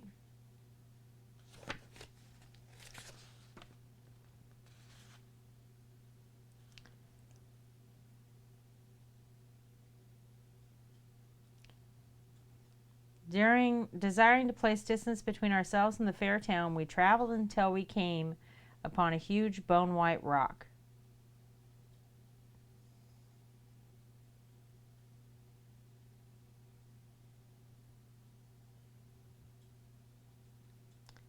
I suggested we complete the deed there, as it seemed as good a spot as any. However, we soon began to hear a terrible noise, the sound of hundreds of crows cawing in the distance. I judged the birds to be an hour from our position, but the cries echoed in almost a loud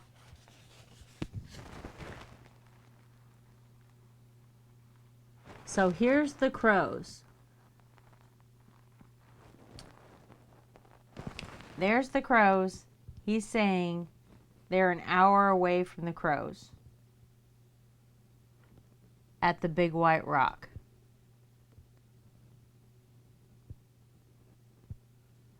So an hour here, here. Well, I guess an hour gap would be here.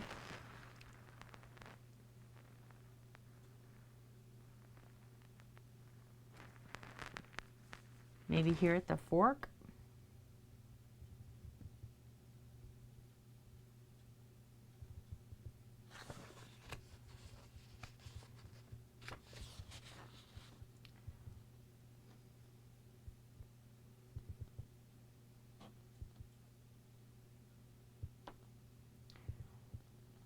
Okay.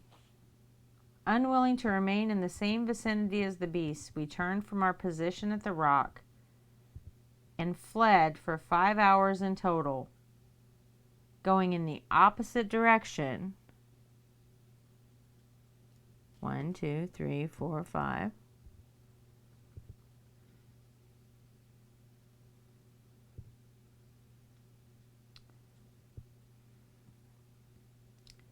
While we fled the noise, I noticed a certain region of the forest contained a number of trees that appeared to be ravaged by a creature. That's here.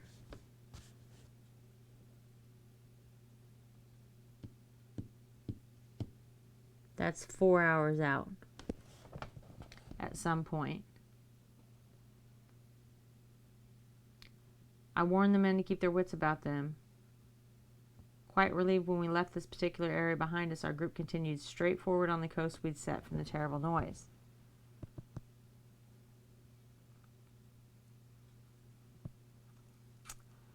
When the last sounds of the crows had faded and the forest was silent, save for the sounds of our party's footsteps, the witch finally broke her day-long silence. She requested that where she left to die it would be a grove of trees that she often sat amongst in moments of silent contemplation.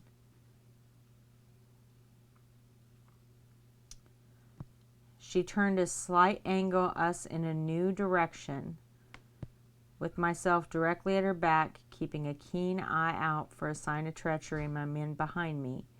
As we walked, I began to hear my men murmur dreadful utterances about how we and our children would be doomed for our trespassing and violence, right? Traveled for 2 hours at an angle. And we came upon a hollow with a white tree in its center.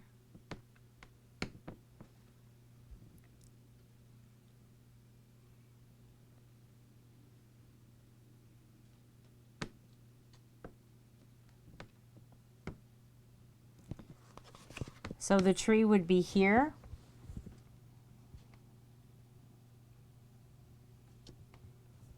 Is each of these square? Each square is an hour.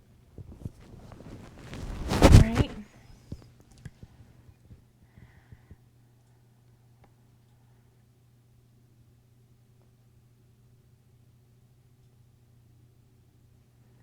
But this is like way far away from town. I mean,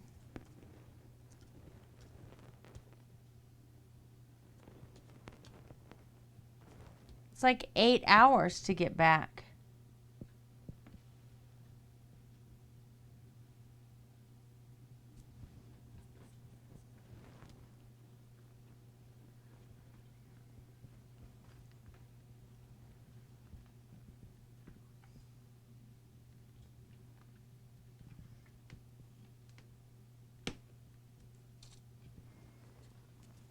tracks.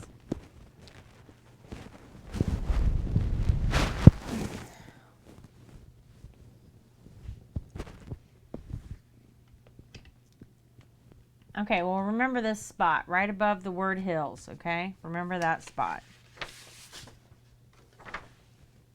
Is there anything on this side of the map other than my cat?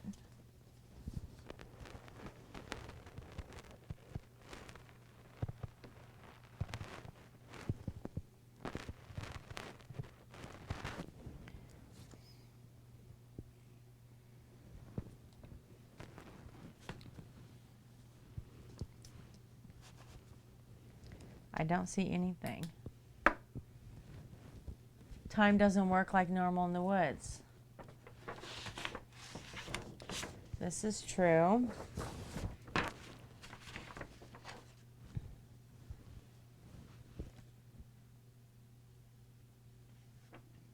I thought for sure this would be like the big rock, right?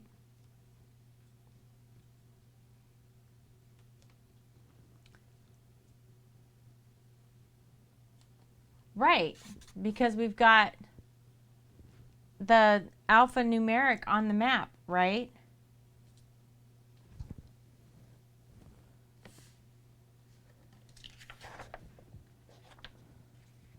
So I expected to have some kind of code where we figured out, you know, A12 or whatever. And then that would be the spot. It said not in the jail, N-O-T.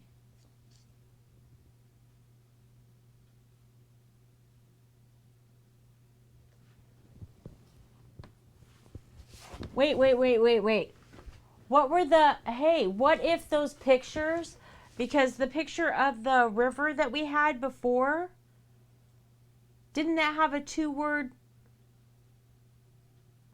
word in it that we never connected with?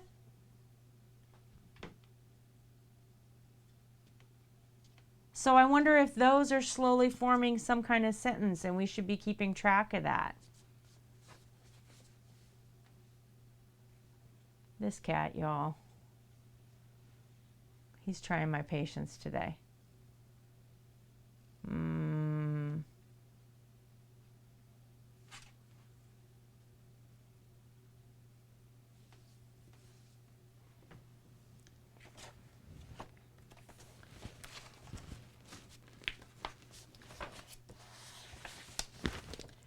All right. We got to look at that. Don't let me forget that we need to look at that. Find us where a shred of propriety was lost. A shred of propriety was lost at the white trunk in the hollow. Okay? But there's no house there. Is that just, he just lives there at this trunk of a tree?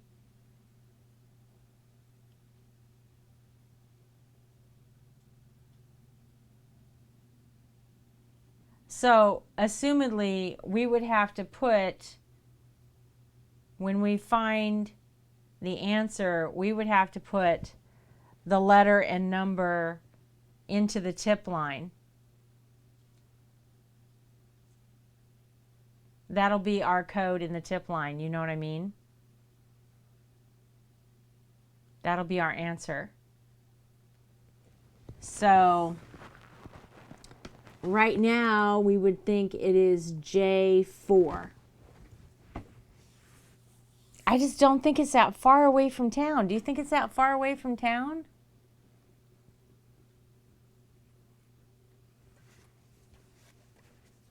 Because, like, everybody says 5 hours to get to that trunk, right? Picture on the creek was is. That's not a pin.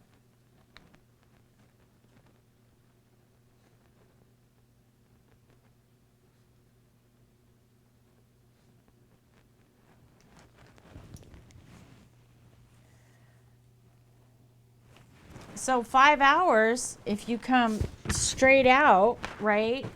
If you follow this, takes you right here to like this creek.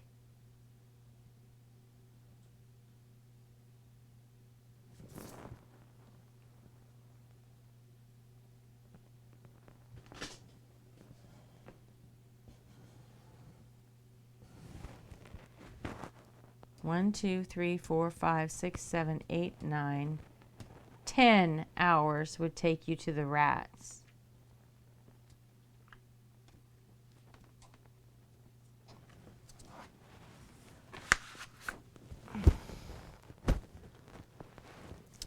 Ten hours would take you to the rats from town.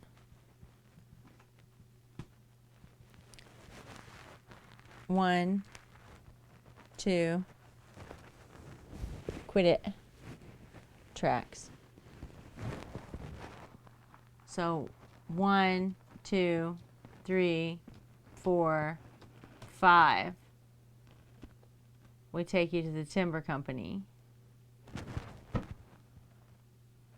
And if you were here and went in an angle, it would be 1, 2, 3, 4, 5, and it would take you to the rock. I know, right?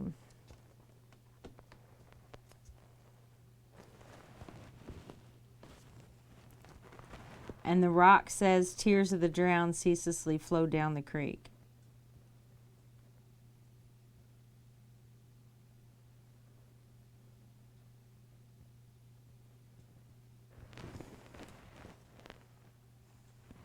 One, 2, 3, 4, 5. It's 5 hours to this rock. Or this hill, whatever. It's not necessarily a rock. It says it's a hill on the thing. So if we count every square as a half an hour and not an hour, that puts us here.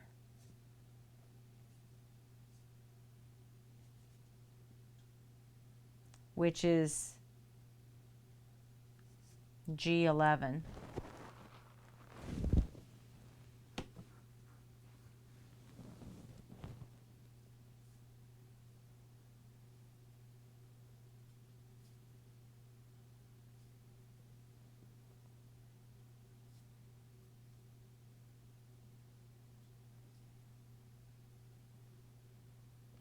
I don't know.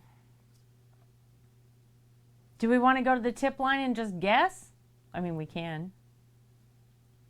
She'll just say, no, you're wrong. Because our first guess is J4, right? I don't feel like it's that easy. And it feels like it's so much farther away from town.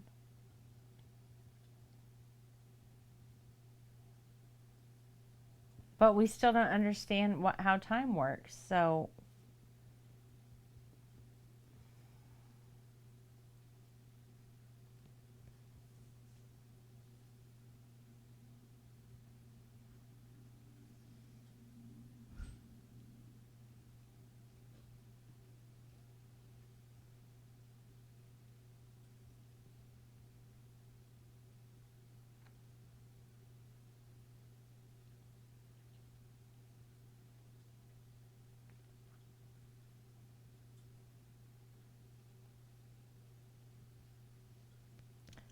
I remember in one of the other boxes, the search party looking for Liam said they went due north 5 hours and hit a hollow.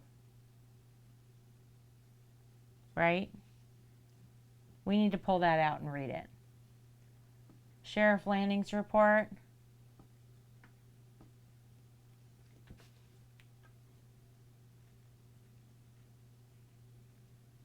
You're right, Gabby. It's 5 o'clock. I should hop up. Trax, you want to go walk around the house with me for a minute? Stretch our legs? The only other thing with squares was a drawing with the house.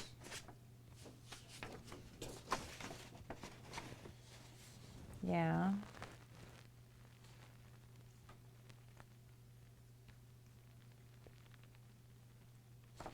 Yeah, it's got to mean the squares on the map.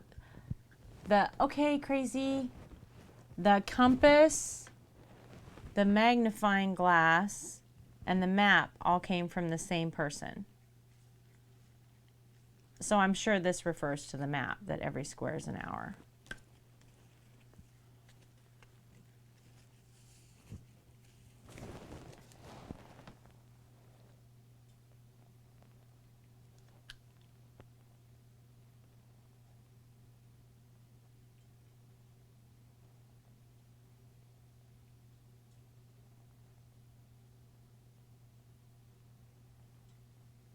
I mean,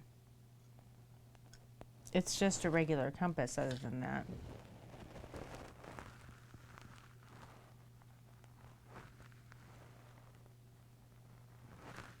And there's nowhere on here that says, you know, are any of these circled or anything?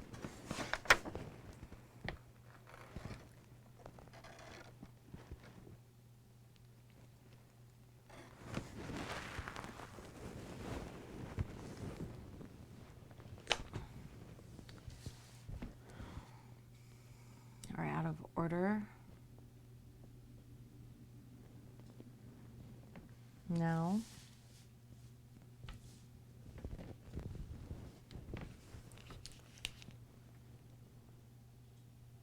No, we haven't this time. Use a black light on the compass and the magnifying glass. I did. We have not found a single thing this time with this black light.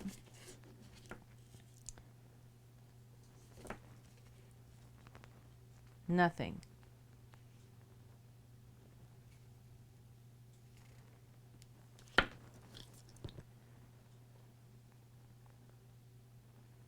There is a carving in the back of the compass that says every square is an hour.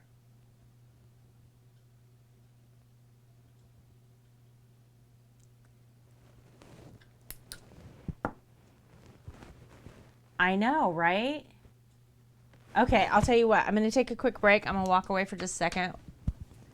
And when I get back, let's just put J9 in the tip line and see what happens. Crazy's like, see ya. Bye, Felicia. I won't be back when you get back. But yeah, let's do that. So give me just a minute, guys. We'll put J9 into the tip line, and then if that doesn't work, we'll go back through our clues again and see if maybe the squares are a half hour. I don't know. It just doesn't make sense that it would be that far into the woods.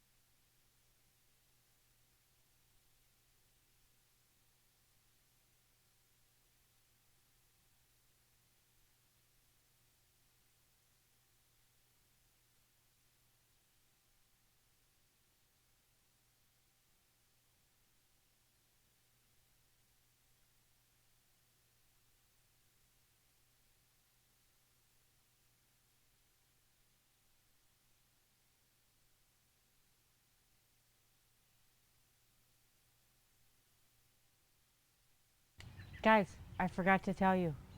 I made an emote myself. It's my husband as a hot tub otter. You guys should look at it.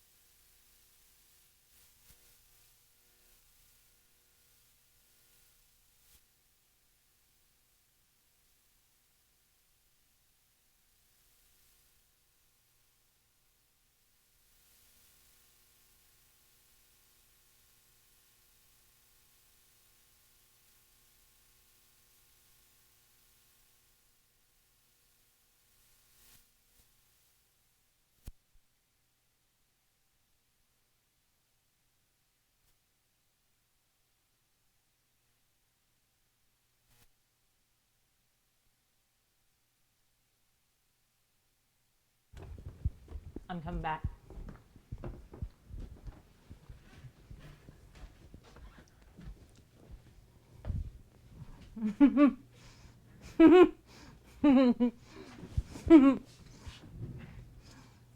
Do you like it?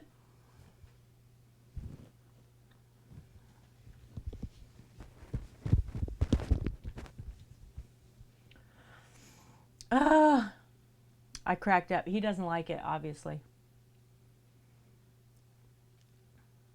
He doesn't like the fact that I made him into an otter hot tub streamer. On Biomutant, the game, there's a place where you meet an NPC that is an otter that has my husband's mustache in a kiddie pool. And Obi lost his mind. It's outlaw. It's outlaw. So I made that. I made that emote. Right?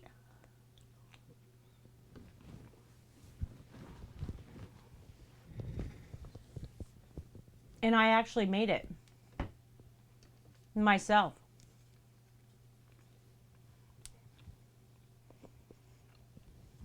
I did a slew. I made pocket bacon. Any of you guys can use it if you want it. I can send it to you. Because you can immediately upload emotes, so you can just use it for that day.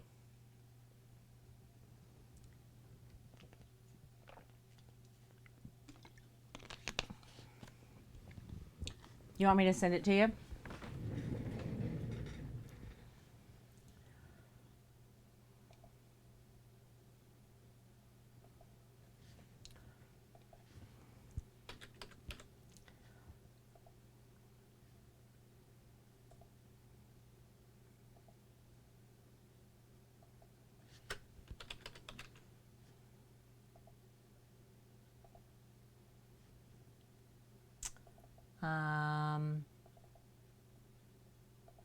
Hang on.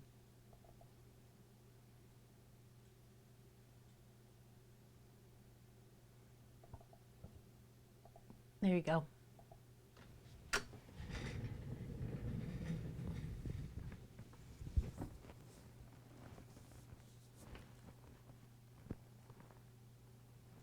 I'm sorry. It's okay. You don't have to use it as an emote. Like, you can put it on your screen just like my Hunt a Killer thing if you want.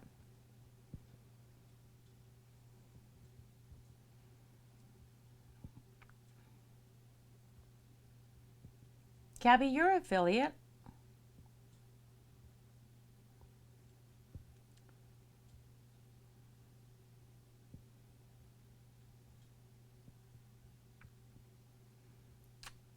The emotes, I can. Yes, I'll add them to the Discord so people can use them in there.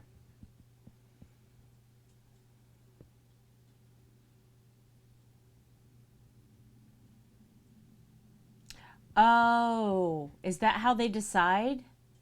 I get it. I get it.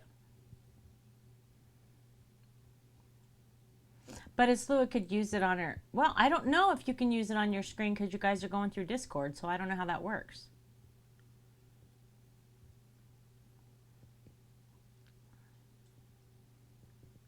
I mean, you could put it on your screen for like regular streaming and tell people when you play D&D if you wanted to like advertise it, but I don't know.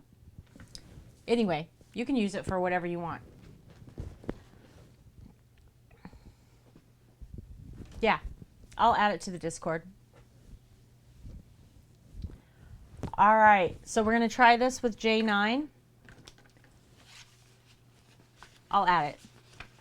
I'll add both of them.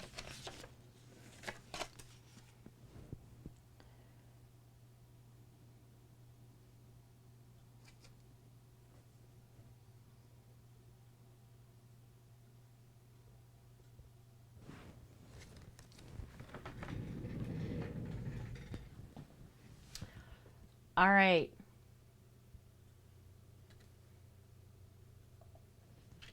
Let me get this loaded up.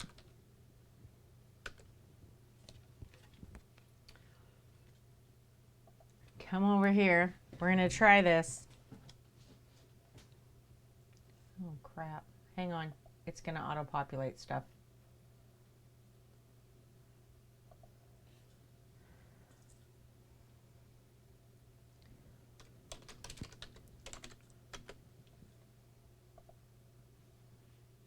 All right, come back. It's safe.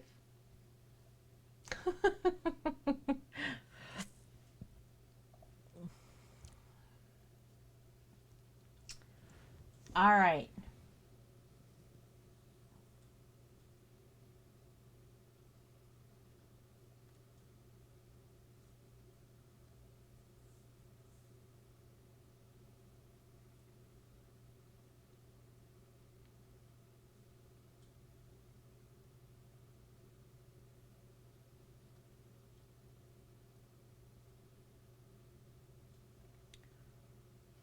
Sunday, I found two little figures in the front yard. They're made of sticks and twine, and they look vaguely human. I feel sick to my stomach and furious all at once. Thursday, 4:03 p.m. I spent all day in the museum waiting through research that Anthony gathered for me about the other children who've gone missing. He's been helping me out as best he can, trying to teach me about the history of the area. He says he wants me to be armed with knowledge.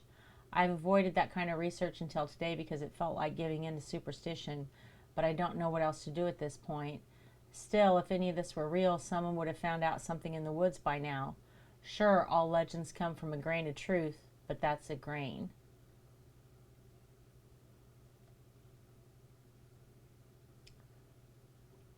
Tuesday, 8:32 a.m. This time there were 4 stick figures left on the porch, all different sizes. I found them a few minutes ago when I accidentally stepped on the largest one as I was leaving for work. So that would be Hud, Rosemary, Tristan, and Liam, right?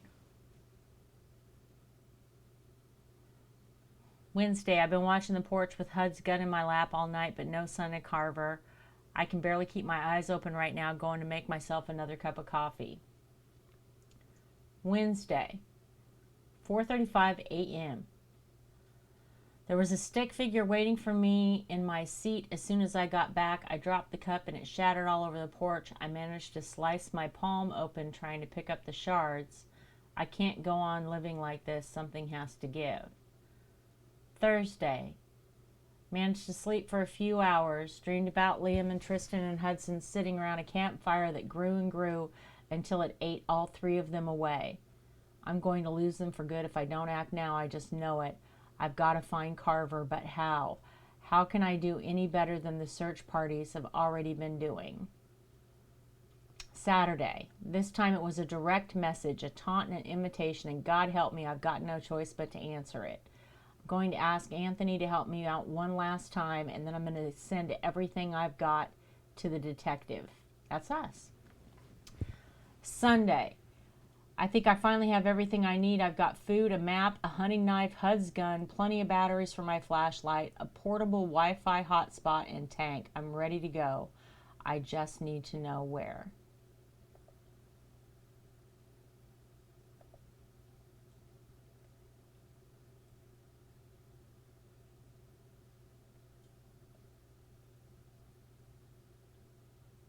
Did we already look at these?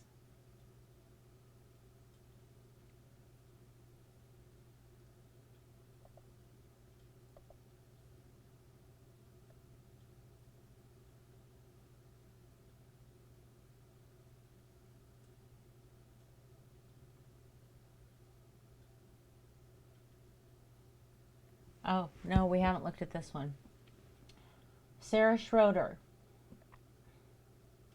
I know I phrased this a bit dispassionately when I made my first announcement, but I cannot stress enough how important that it is that every resident of Burkittsville stay out of the Black Hills Forest. Since my last update, I've been finding piles of stones all around the outskirts of town on my walks, like something is slowly building a wall between us and the forest. The message couldn't possibly be any clearer. Whatever's in there wants to hurt anyone who sets foot in the forest. My children and I have been having nightmares just from the thought of what will happen there next. They've been waking me up in the middle of the night to ask if they're going to go missing next. What am I supposed to tell them? I understand the concern for poor Tristan Kent and the urgency that many of you feel to resolve his disappearance, as well as the hope that came with finding some of Liam Kent's possession in the forest, but none of this will end in anything but heartbreak. It never has, not even once.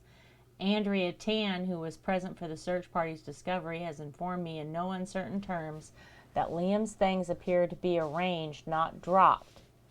By trying to search the forest, aren't we playing directly into the hands of whoever or whatever took them? Anthony. Are you serious? A woman's lost her children and you're worried about what to tell yours about the situation? Diane. I agree. No one should be stepping foot in that place at all. I've been saying this ever since those college students disappeared, and still nobody listens. They interviewed my cousin for their little movie right before they vanished, and he said they seemed so sweet. Somebody should have warned them off their project. Sarah, I know you're acting in the best interest of the people of this town. Joanne. That was 20 years ago, and we don't know exactly what happened. Besides, those kids weren't from here. The people of this town grew up at that forest, and we know it better than anyone. Karen. Agreed. The Kent's family business is their own. My heart goes out to Rosemary, it really does, but at the end of the day, we all have our own people to look out for. Jesus. The heartless bitches. Tip line. New message. What did we say the code was? J9?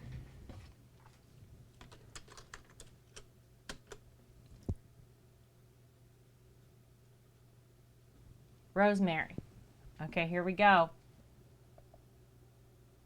I'm not sure what you're talking about.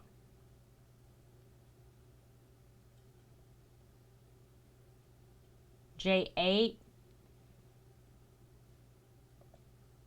New message. J8.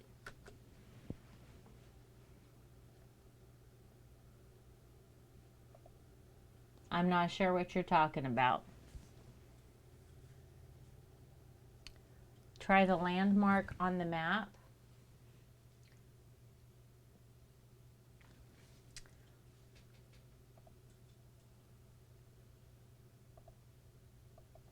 So we say tree trunk or trunk.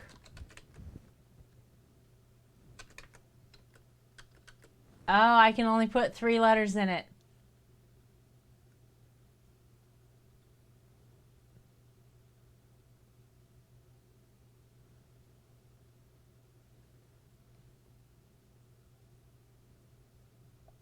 Well, that's a big clue. Not. Do you want me to try the word not?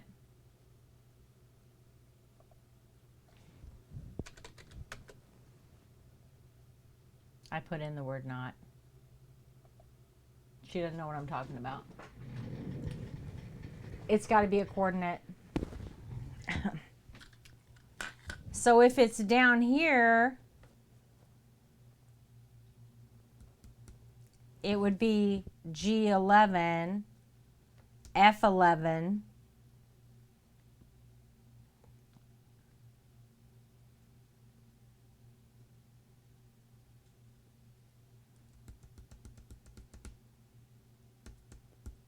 if the hollow is on this little hill right here.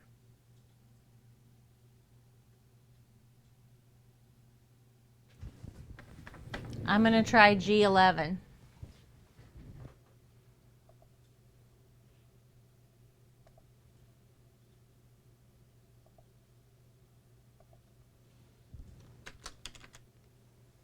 G11.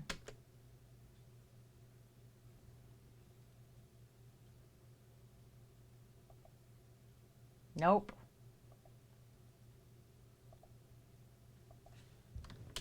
F11. I feel like Rosemary's going to come back and be like, are you just guessing? Nope.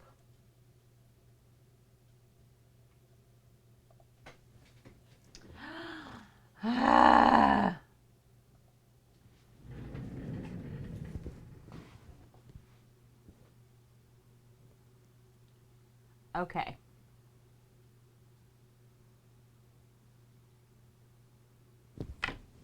If it's 3 digits, we have to be in this part of the map.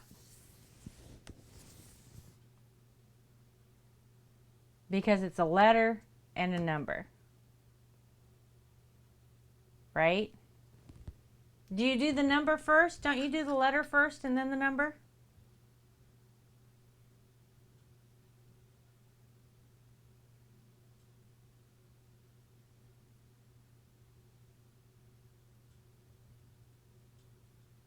I mean, we can just keep guessing.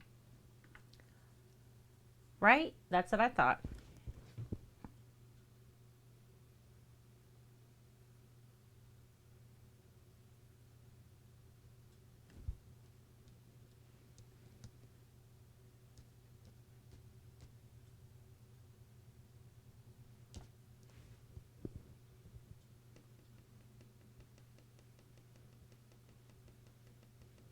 Okay.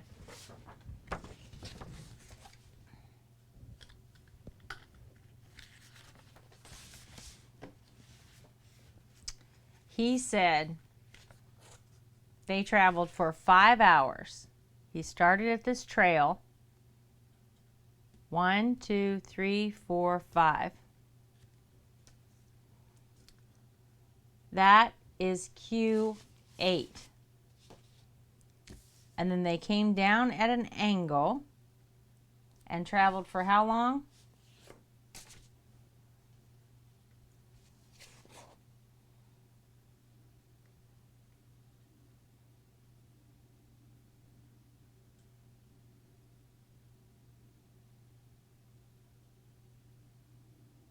Okay.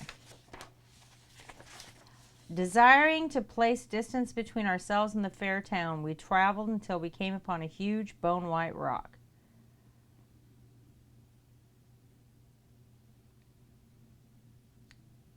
And they heard crows cawing in the distance.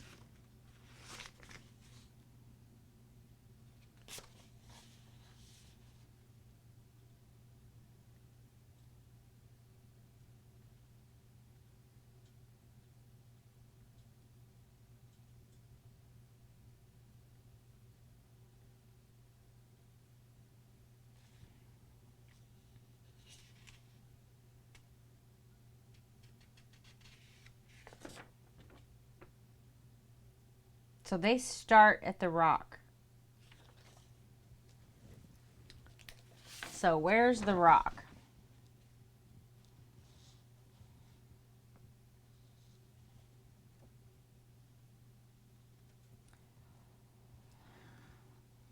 Traveled several hours past the bone-white rock. That's where this starts. Where we ended our search yesterday, but still to no avail.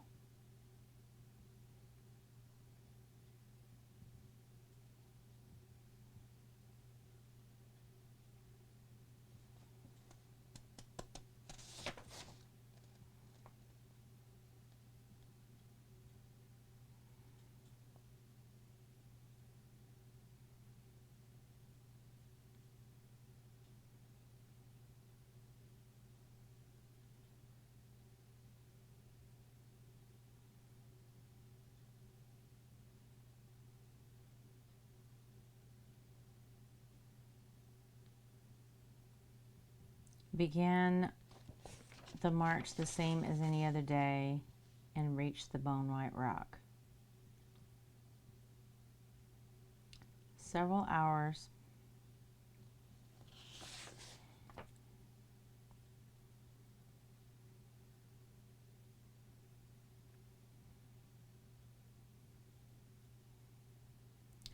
from where we stood at the large white rock, we followed the stream toward the sound I heard.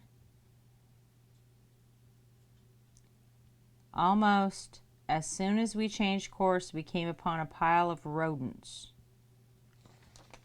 This is the rodents. This is the crows. This has to be the Bone White Rock.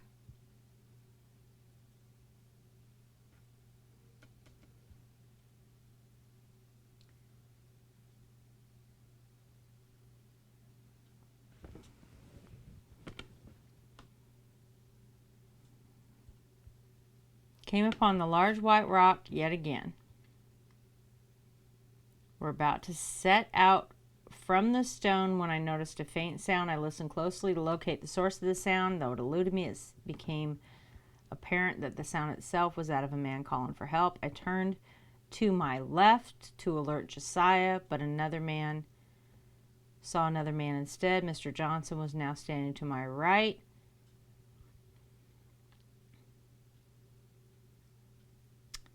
When I attempted to alert Mr. Johnson, the others of the noise, the men seemed to be able to hear it, increasing volume despite that. I insisted we follow it.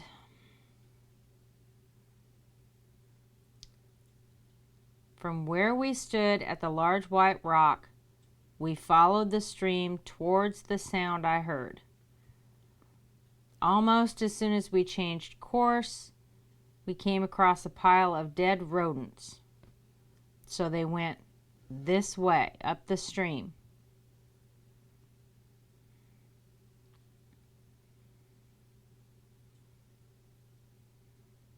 We walked 2 hours in that same direction.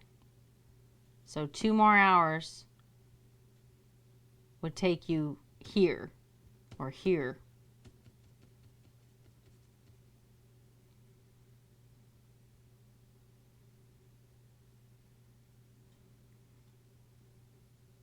Then, as we neared a fork in the stream,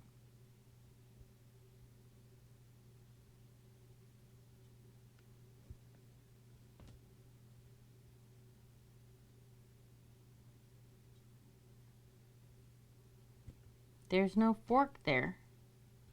The fork is back here. Or the fork is all the way over here.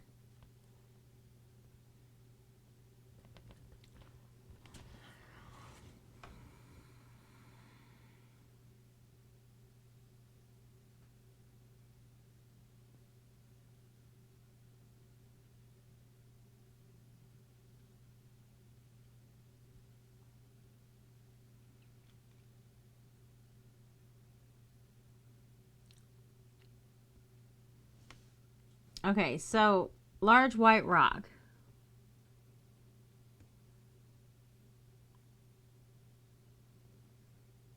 Two hours and you come to a fork.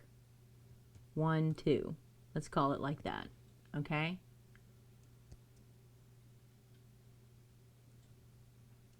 Yeah, the map is accurate in the play, but this is the search party exposition. This is accurate.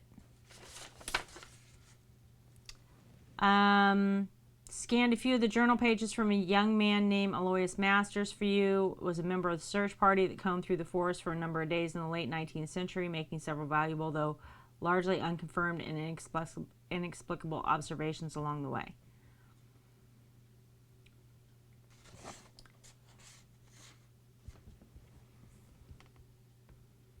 Okay, so they come to the fork.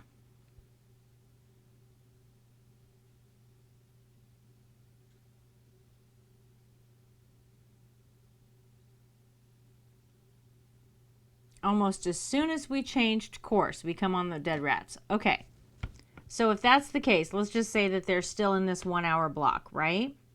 So they're still here. As soon as we change course, we find the rats. We walk 2 hours in that same direction. So either this way, but they came upon a fork.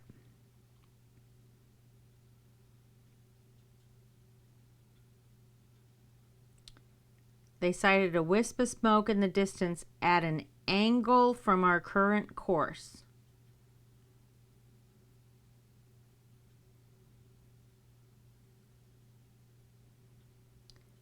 "3 hours through ancient oak trees."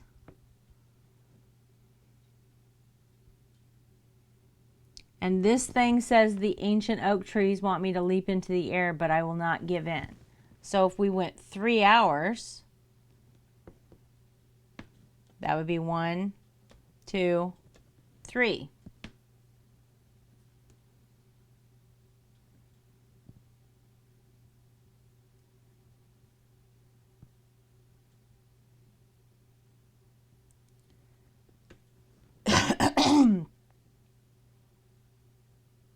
And he hears whispering in the oak trees.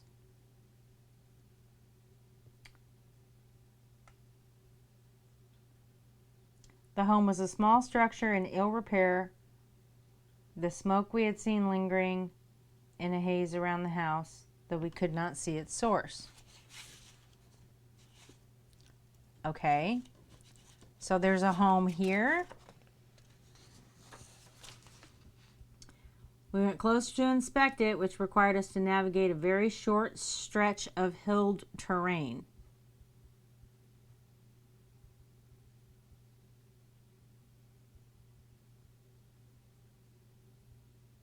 There's no hills here.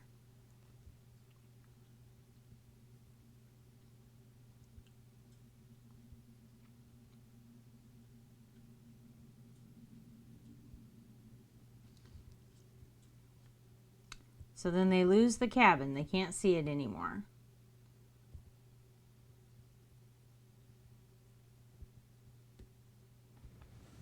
And then theoretically, they would have walked 5 hours back home. It's the butler, right? How are you doing, Cave?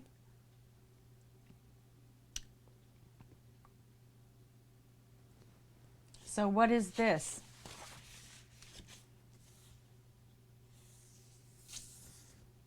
This is R7.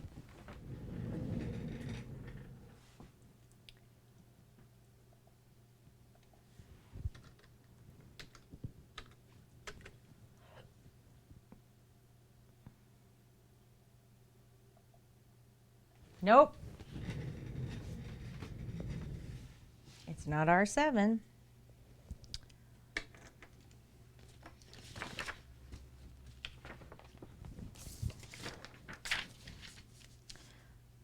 This is the wrong paper.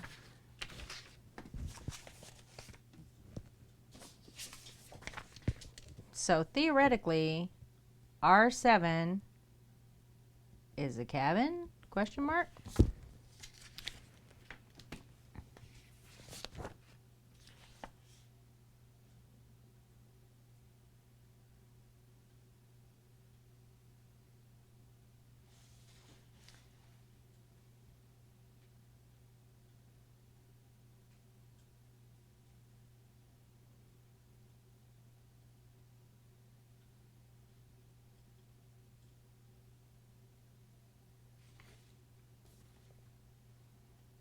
Okay, so if this is where the Bone White Rock is, this is where Good Neighbor starts.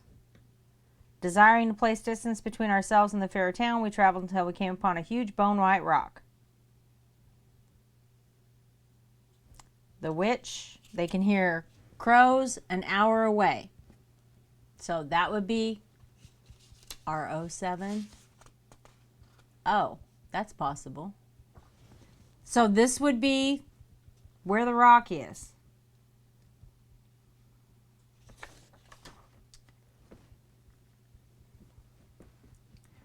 We turned from our position at the rock and fled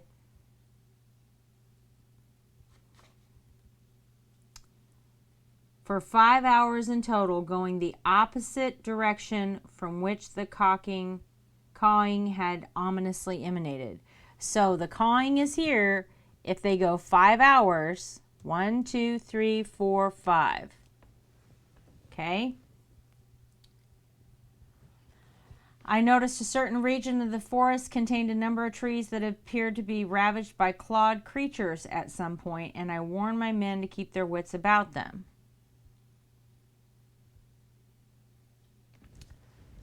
So up here, it says the trees are scarred with claw marks and carvings.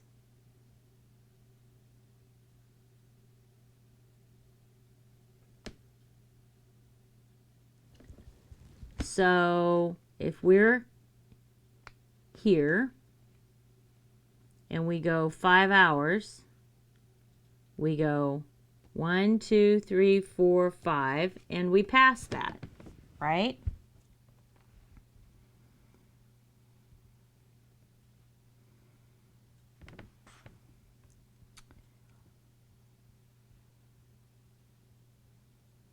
They left that particular area behind them, right? Okay. Group continued straight forward on the course we had set away from the terrible noise.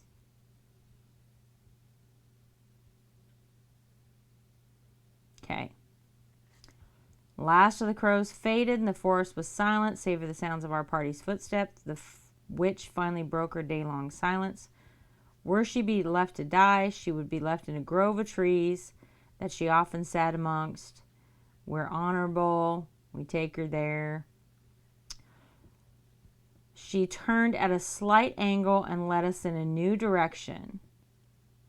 With myself directly at her back, keeping a keen eye out for any sign of treachery in the men behind me as we walked, I began to hear my men murmur dreadful utterances.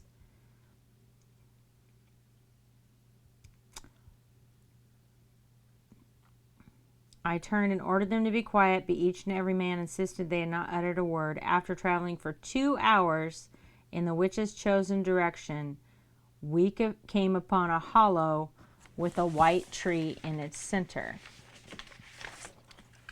So 2 hours. And right here it says, the ground with the dreadful murmurs.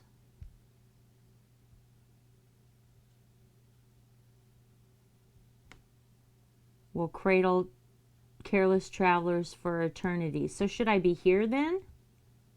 And then 2 hours is here?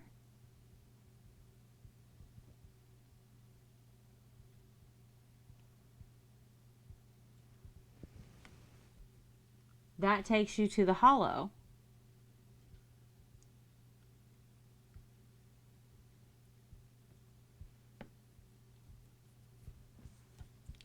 Or we're here in 2 hours, takes you here where it says the sky shines bright red, the sun and moon are nowhere to be seen.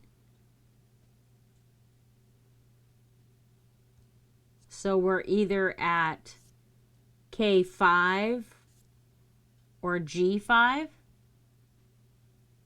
depending on the angle. I mean, I suppose G5 makes sense because HUD worked at the timber company. I mean, it's right on the edge of it.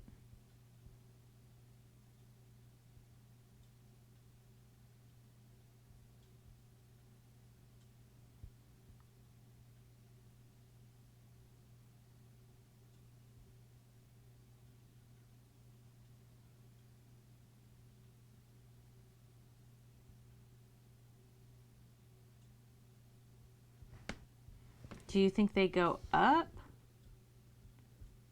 2 hours?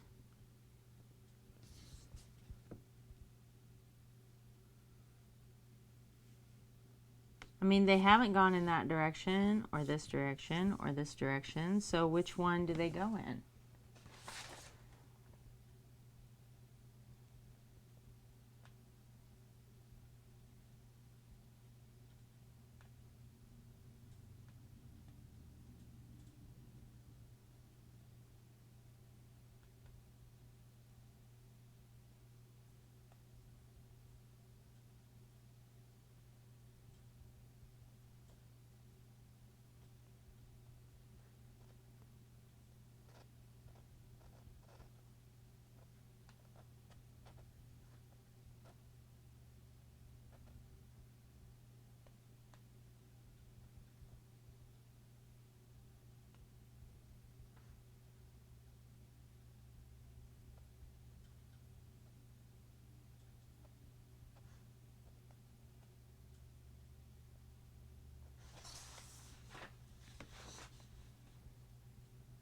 All right, let's try K5. Let's try K5.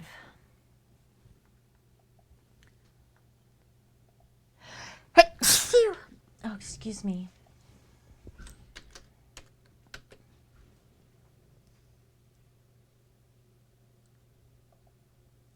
Nope.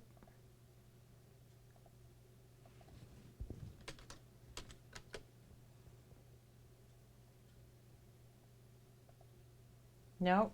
Not K5 or G5.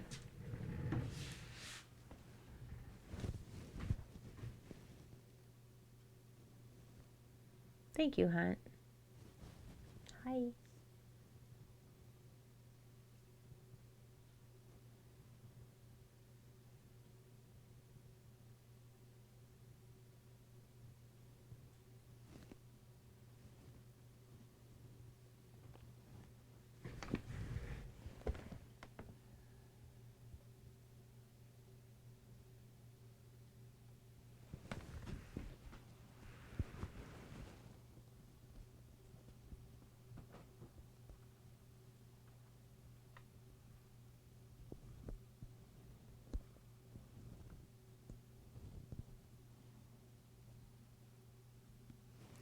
See, this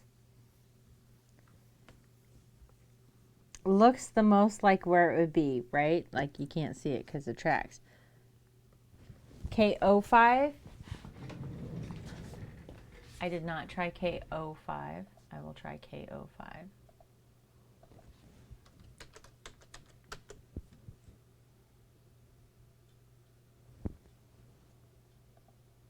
No.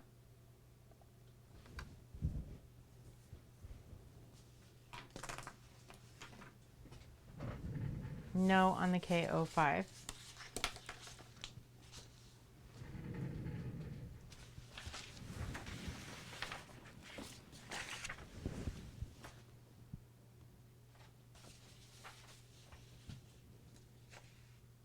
Where did I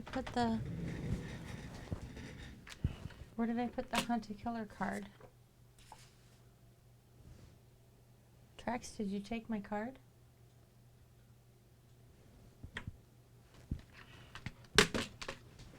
I just had it because I had to type in kink case. Come here, buddy. Oh, come here. Hop down.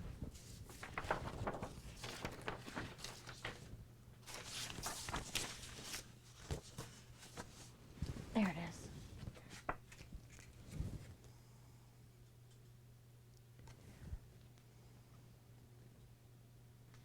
Look out. I'm telling you right now, this cat has been on one today.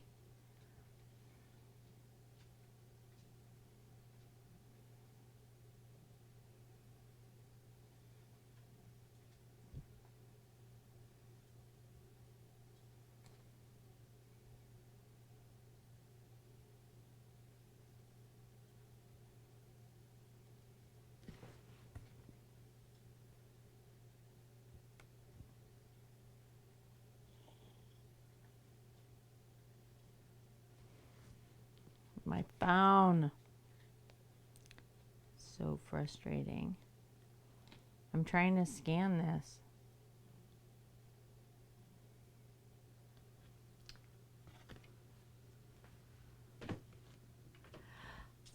We need to find where the hollow is or where Carver is.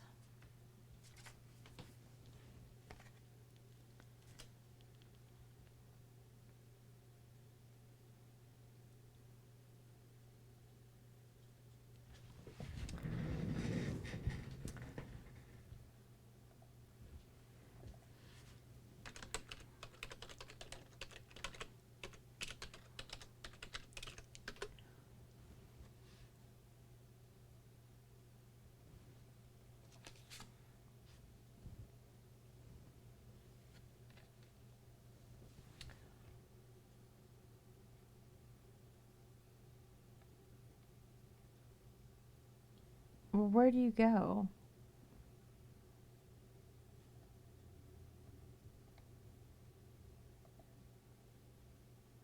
Hints and recaps. Do we want to do this? Episode 4. Do you guys want me to put in the password? No, I did not get it yet. Yep, Beta was up here. Beta was up here visiting his brother. Yeah. Tracy's just been purring and purring and purring. I don't know. Do you guys want me to look? I can put this password in. Recaps and solutions. I can enter this password. I don't know. He's been popping back up here. Now that Skull isn't here, he's all over the house, so he's happy.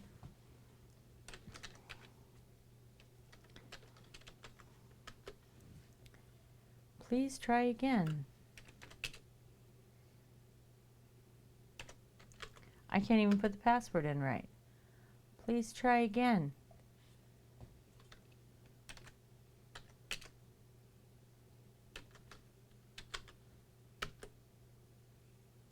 I got it.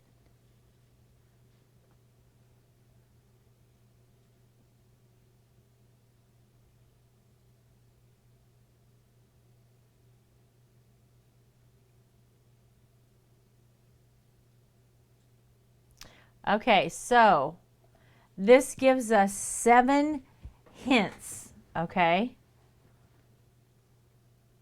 So do you guys want Carver's hiding place hint number 1?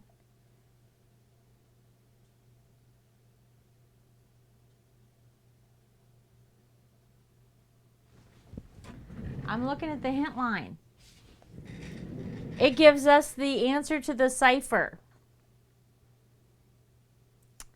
Thank you for that. We got that far.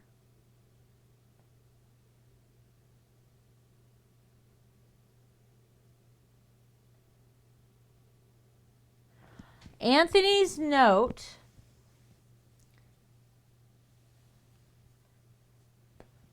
okay, Country, just a second. Anthony's note tells you that the map of the Blackfills Forest is embedded with specific cues by its maker. You can use these cues to navigate between 3 major locations in the woods. By charting out these 3 locations, you will be able to discover where Carver is hiding.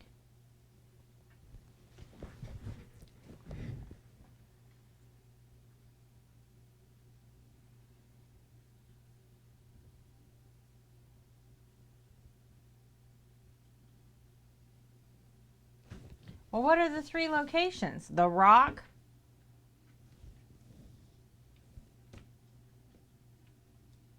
it's got to be the rock, right? The rock, the hollow, and the cabin. So it's in the center of those 3? Okay, so the cabin is R7. The rock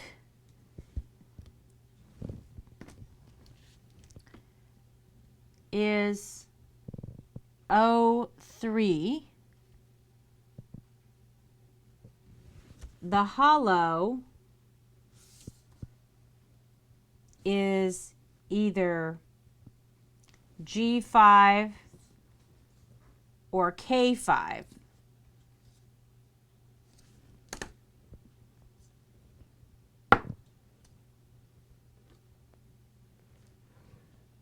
R7 is here.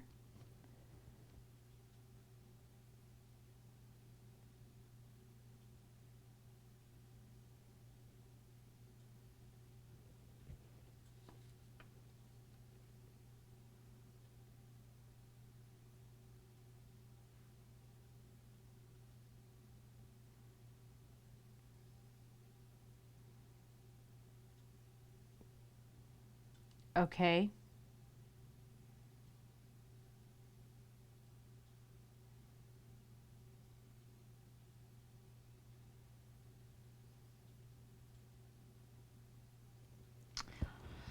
Here I saw the eyeless creatures hoard their bones. This is where the oak trees tell you to leap into the air, but you won't give in. This is where the sky shines bright red. The sun and moon are nowhere to be seen. I mean, so if I go 1, 1, and 1,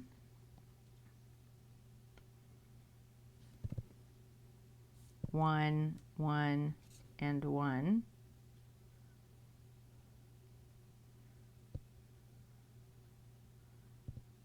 One, one, and 1.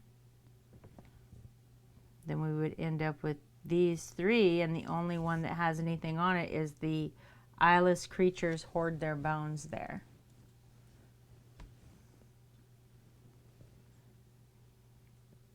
And that would be 07.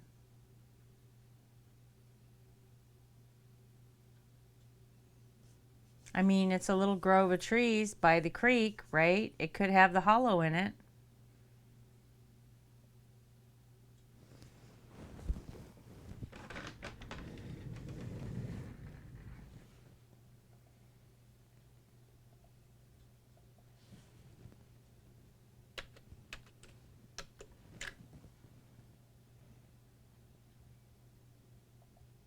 Nope.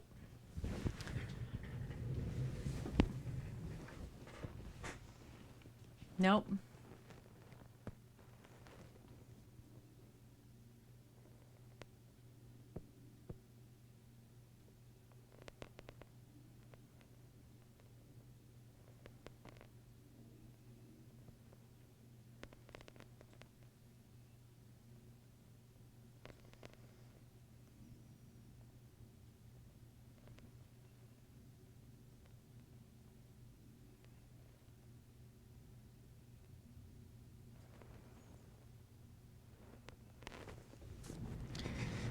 Oh my goodness, you guys.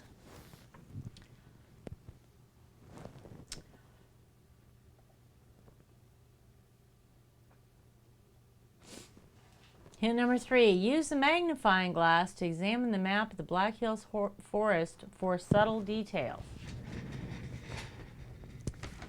Okay.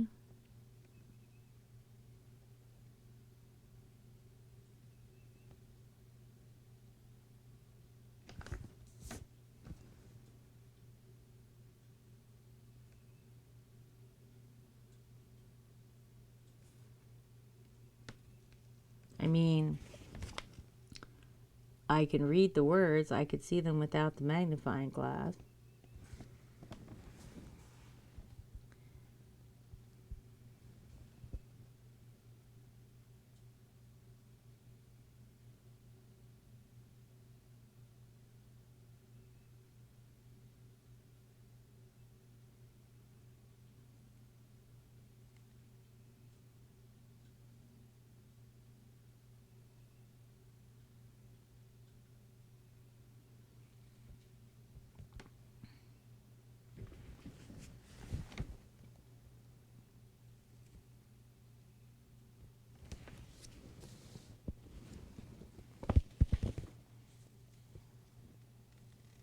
There's no like cipher words or anything written anywhere that I can see.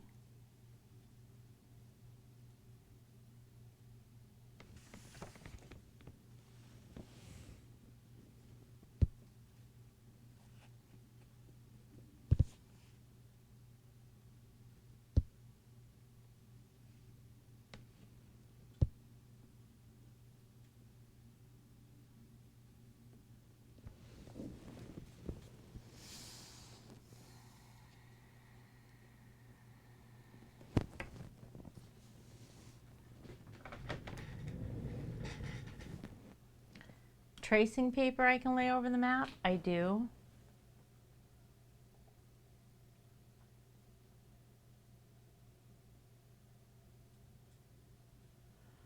Engraving on the back of the compass, which reads each square an hour, helps you map out the movements. Got it.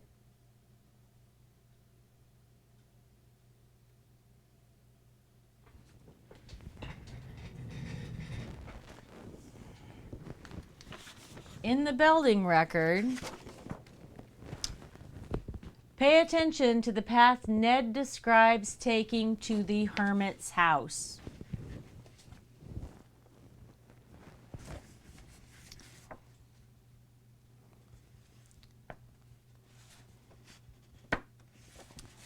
I met him on the edge of the forest at sunrise today to walk up to his house.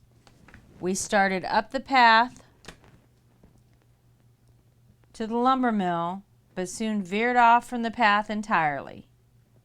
We walked in one direction for 5 hours. 1, 2, 3, 4, 5. As we walked, the hermit would occasionally mutter under his breath. We eventually reached a stream.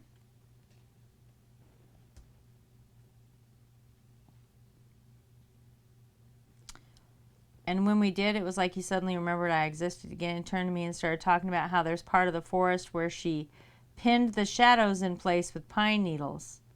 That's over there. Right there. Because he talked about heading towards the Hoard of Bones. So that's where they are when they reach the creek, is the Hoard of Bones.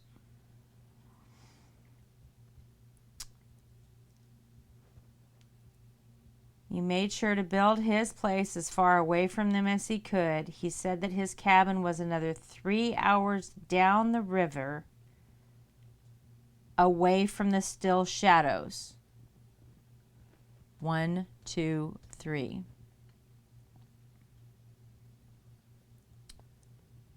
He told me I should count myself lucky I wouldn't have to see the shadows just yet.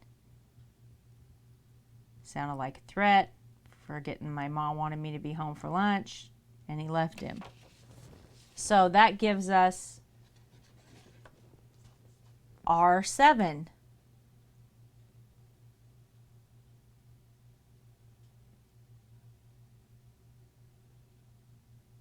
That's the cabin.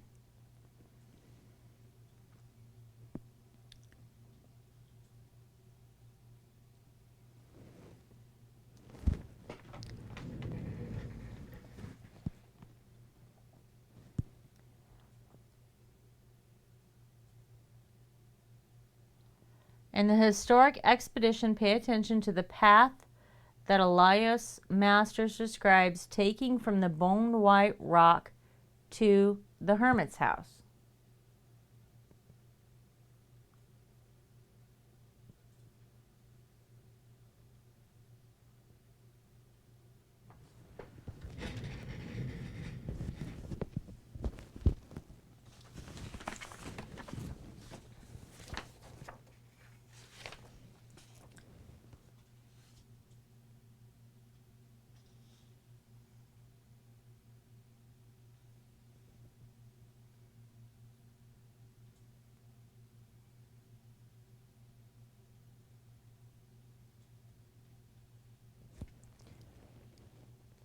He's at Dead Rodents, right here.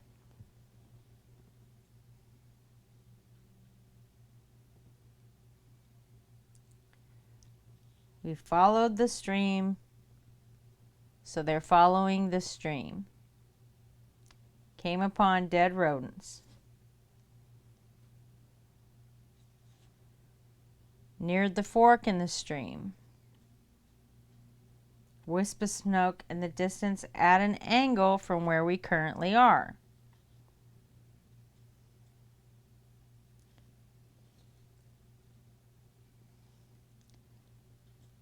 We traversed 3 hours through the oak trees. 1, 2, 3. R7.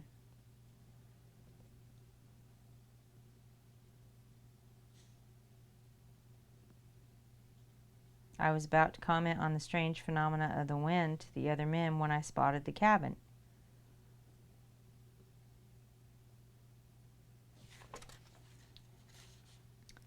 We went close to inspect it,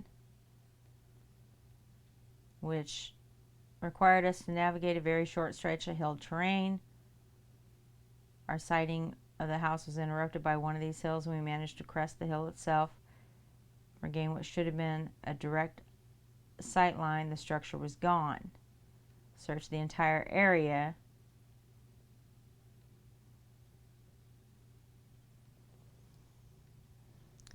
So is it like S7 then?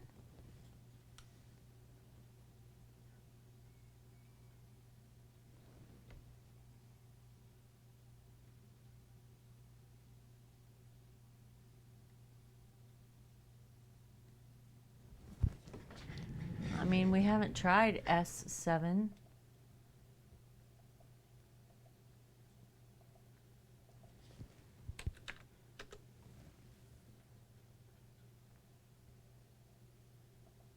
No.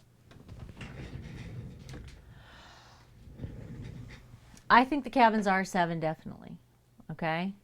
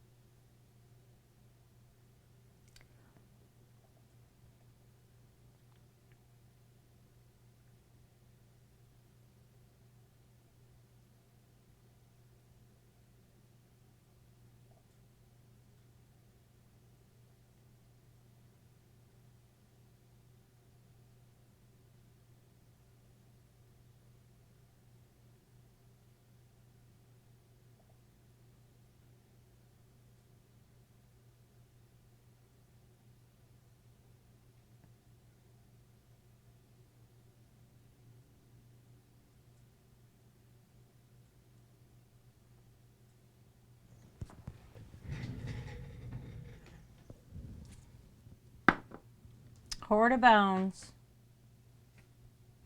Hoard of Bones is 07.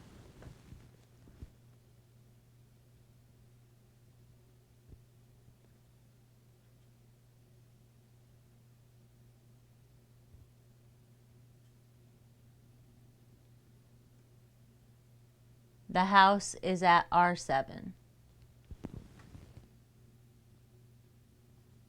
Right? Okay, this is 07. The cabin is at R7. We are correct.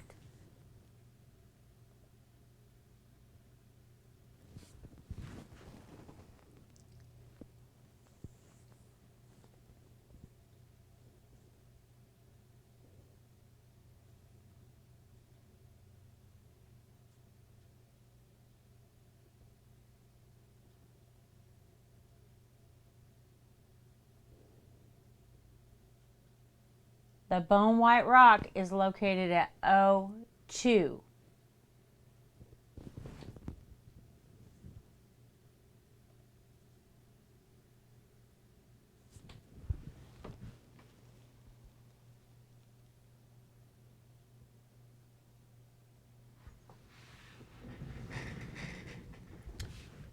Judge Goodneighbor walks 5 squares from here.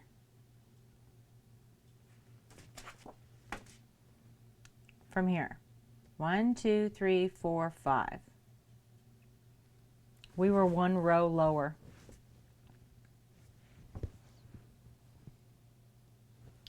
Which takes him to J2.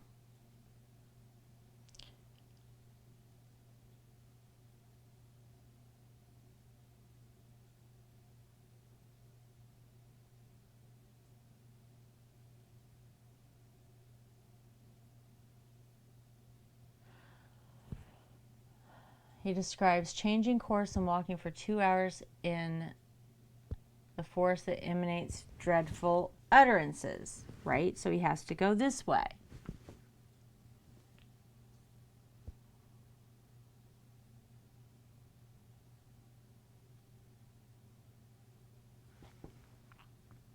One, two.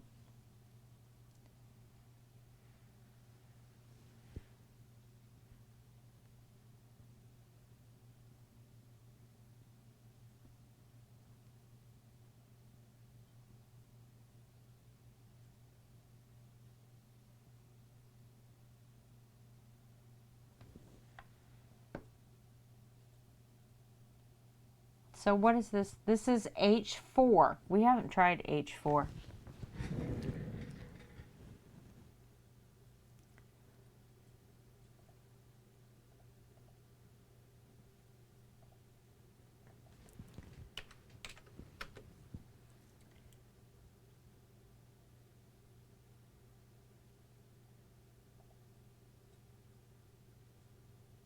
It's H4. It's H4. It's H4. This is the hollow.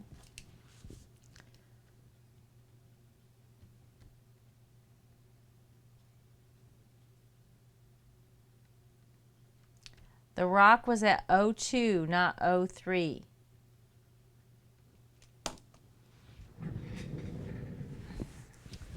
All right, come here, come here, come here.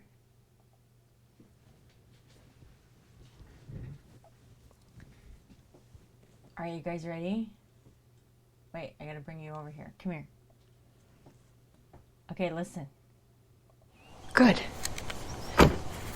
I've been waiting out here for a few hours. Something told me that you'd find me the answers that I needed today. Now I know where to go. Thank you. Whoa, hold on, boy. Hold on, let me get my bag.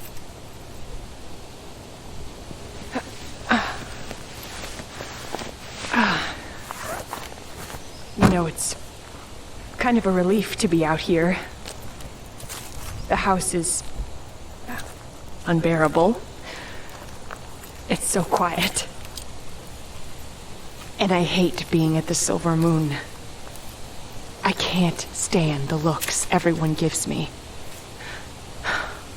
More and more lately, I've just been staring out into the woods, or reading about the woods, or sitting up in the middle of the night thinking about the woods. I know, buddy, I know. He seems antsy. I hope he'll be able to pick up a scent. I've noticed when I come out here to search for the boys that the further you go in, the quieter it gets. It's not a peaceful quiet, though. It's tense. Like the whole forest is holding its breath. Hud and I would come out here sometimes when we were first started dating. He knew all kinds of facts about nature. Moss grows on the north side of a tree, he'd say. I have no idea if that's actually true. We used to chase each other around and leave each other these little notes. And then a few years later, down the road, Hud started bringing Liam to cut wood with him until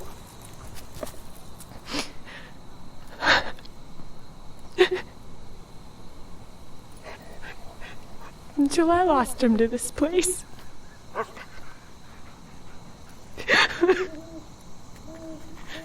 Oh, we're going to get my sons out of here. Even if I have to end up just like Hud to do it. Goodbye for now.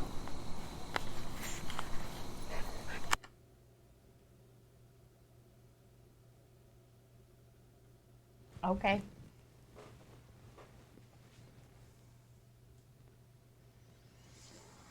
So she's going into the woods. Look at all of our guesses.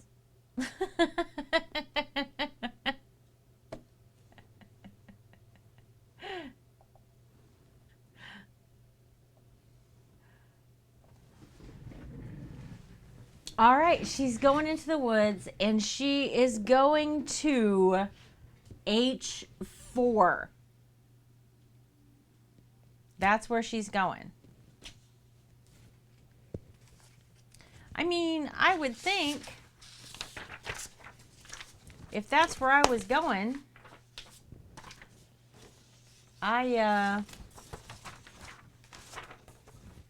I probably wouldn't tromp through the woods. Hi, Artsy. Right, Bent? How are you? I'm sorry. I would just follow this all the way there, walk across here, and boom, you're there. Like you're on a path following a track, you're the whole way. Right? But they keep finding the hollow anyway.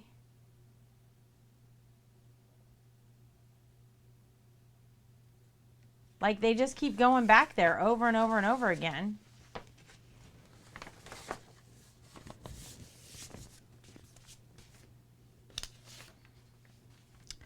All right. Well, this episode we were tasked to find out where Carver lives, and apparently Carver lives in a hollow tree.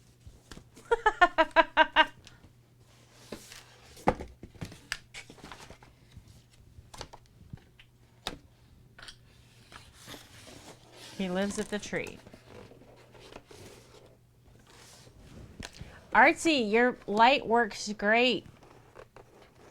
It works so good.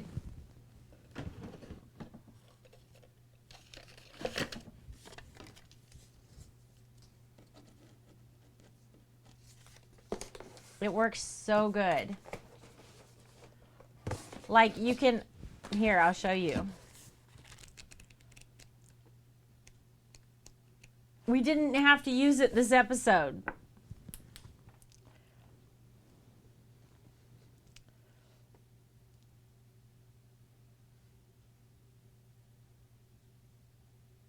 But you can actually read it.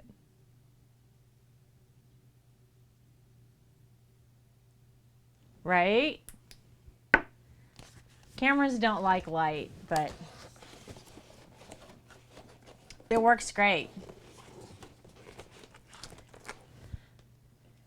Wants her in particular so range. Yes, I agree, Aslua. I agree. This is box 3. Yeah.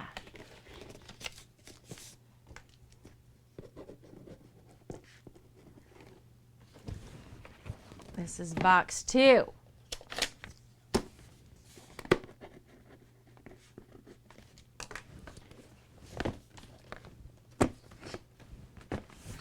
Two more boxes to go, guys.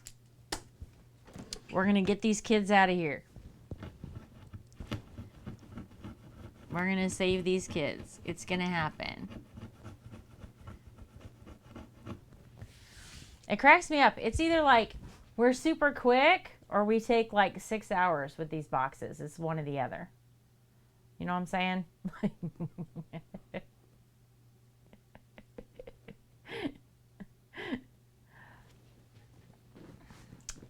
But that's good. That was fun. I always want more. Like every time we end Hunt a Killer, I'm like, but I mean, I got another box sitting right there in the closet. We could just open up another box. And it was. They make them difficult. It's not like they just hand it to you. Huntrax. I got to be in the office tomorrow. I can't be late. I can't be up that late. And it would definitely take us 3 or 4 hours to do the next one.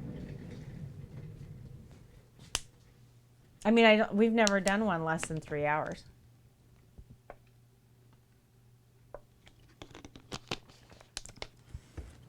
So next Monday it is. Next Monday. First Monday of July it is. Yeah, they always do. It's really cool that they do that.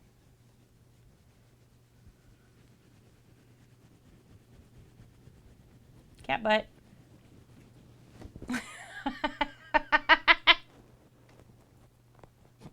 Mew says brown. Traxxas says purr.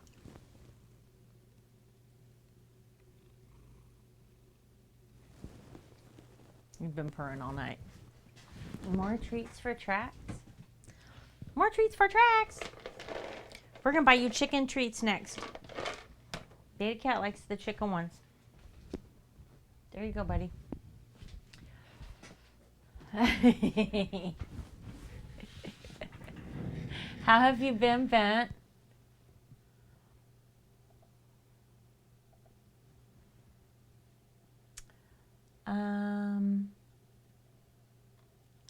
Who did Kevin?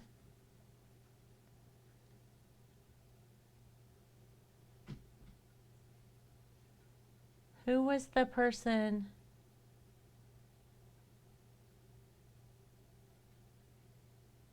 There it is. Is she streaming right now?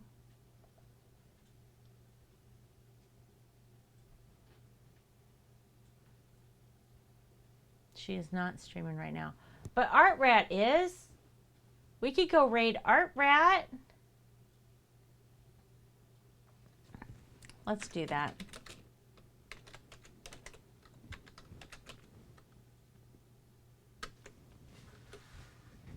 Let's do that. We're going to go raid Art Rat. All right, y'all. I will see you on Wednesday. What did I do it wrong? I did it wrong. I'm trying.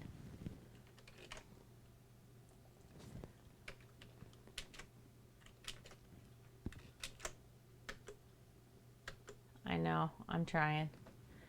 All right. I'll see you guys on Wednesday, 4 o'clock. Chop, chop.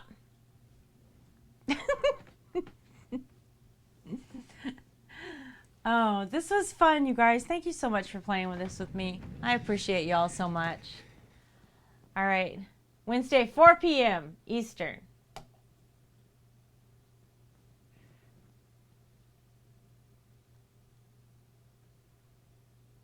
Sound pleasant.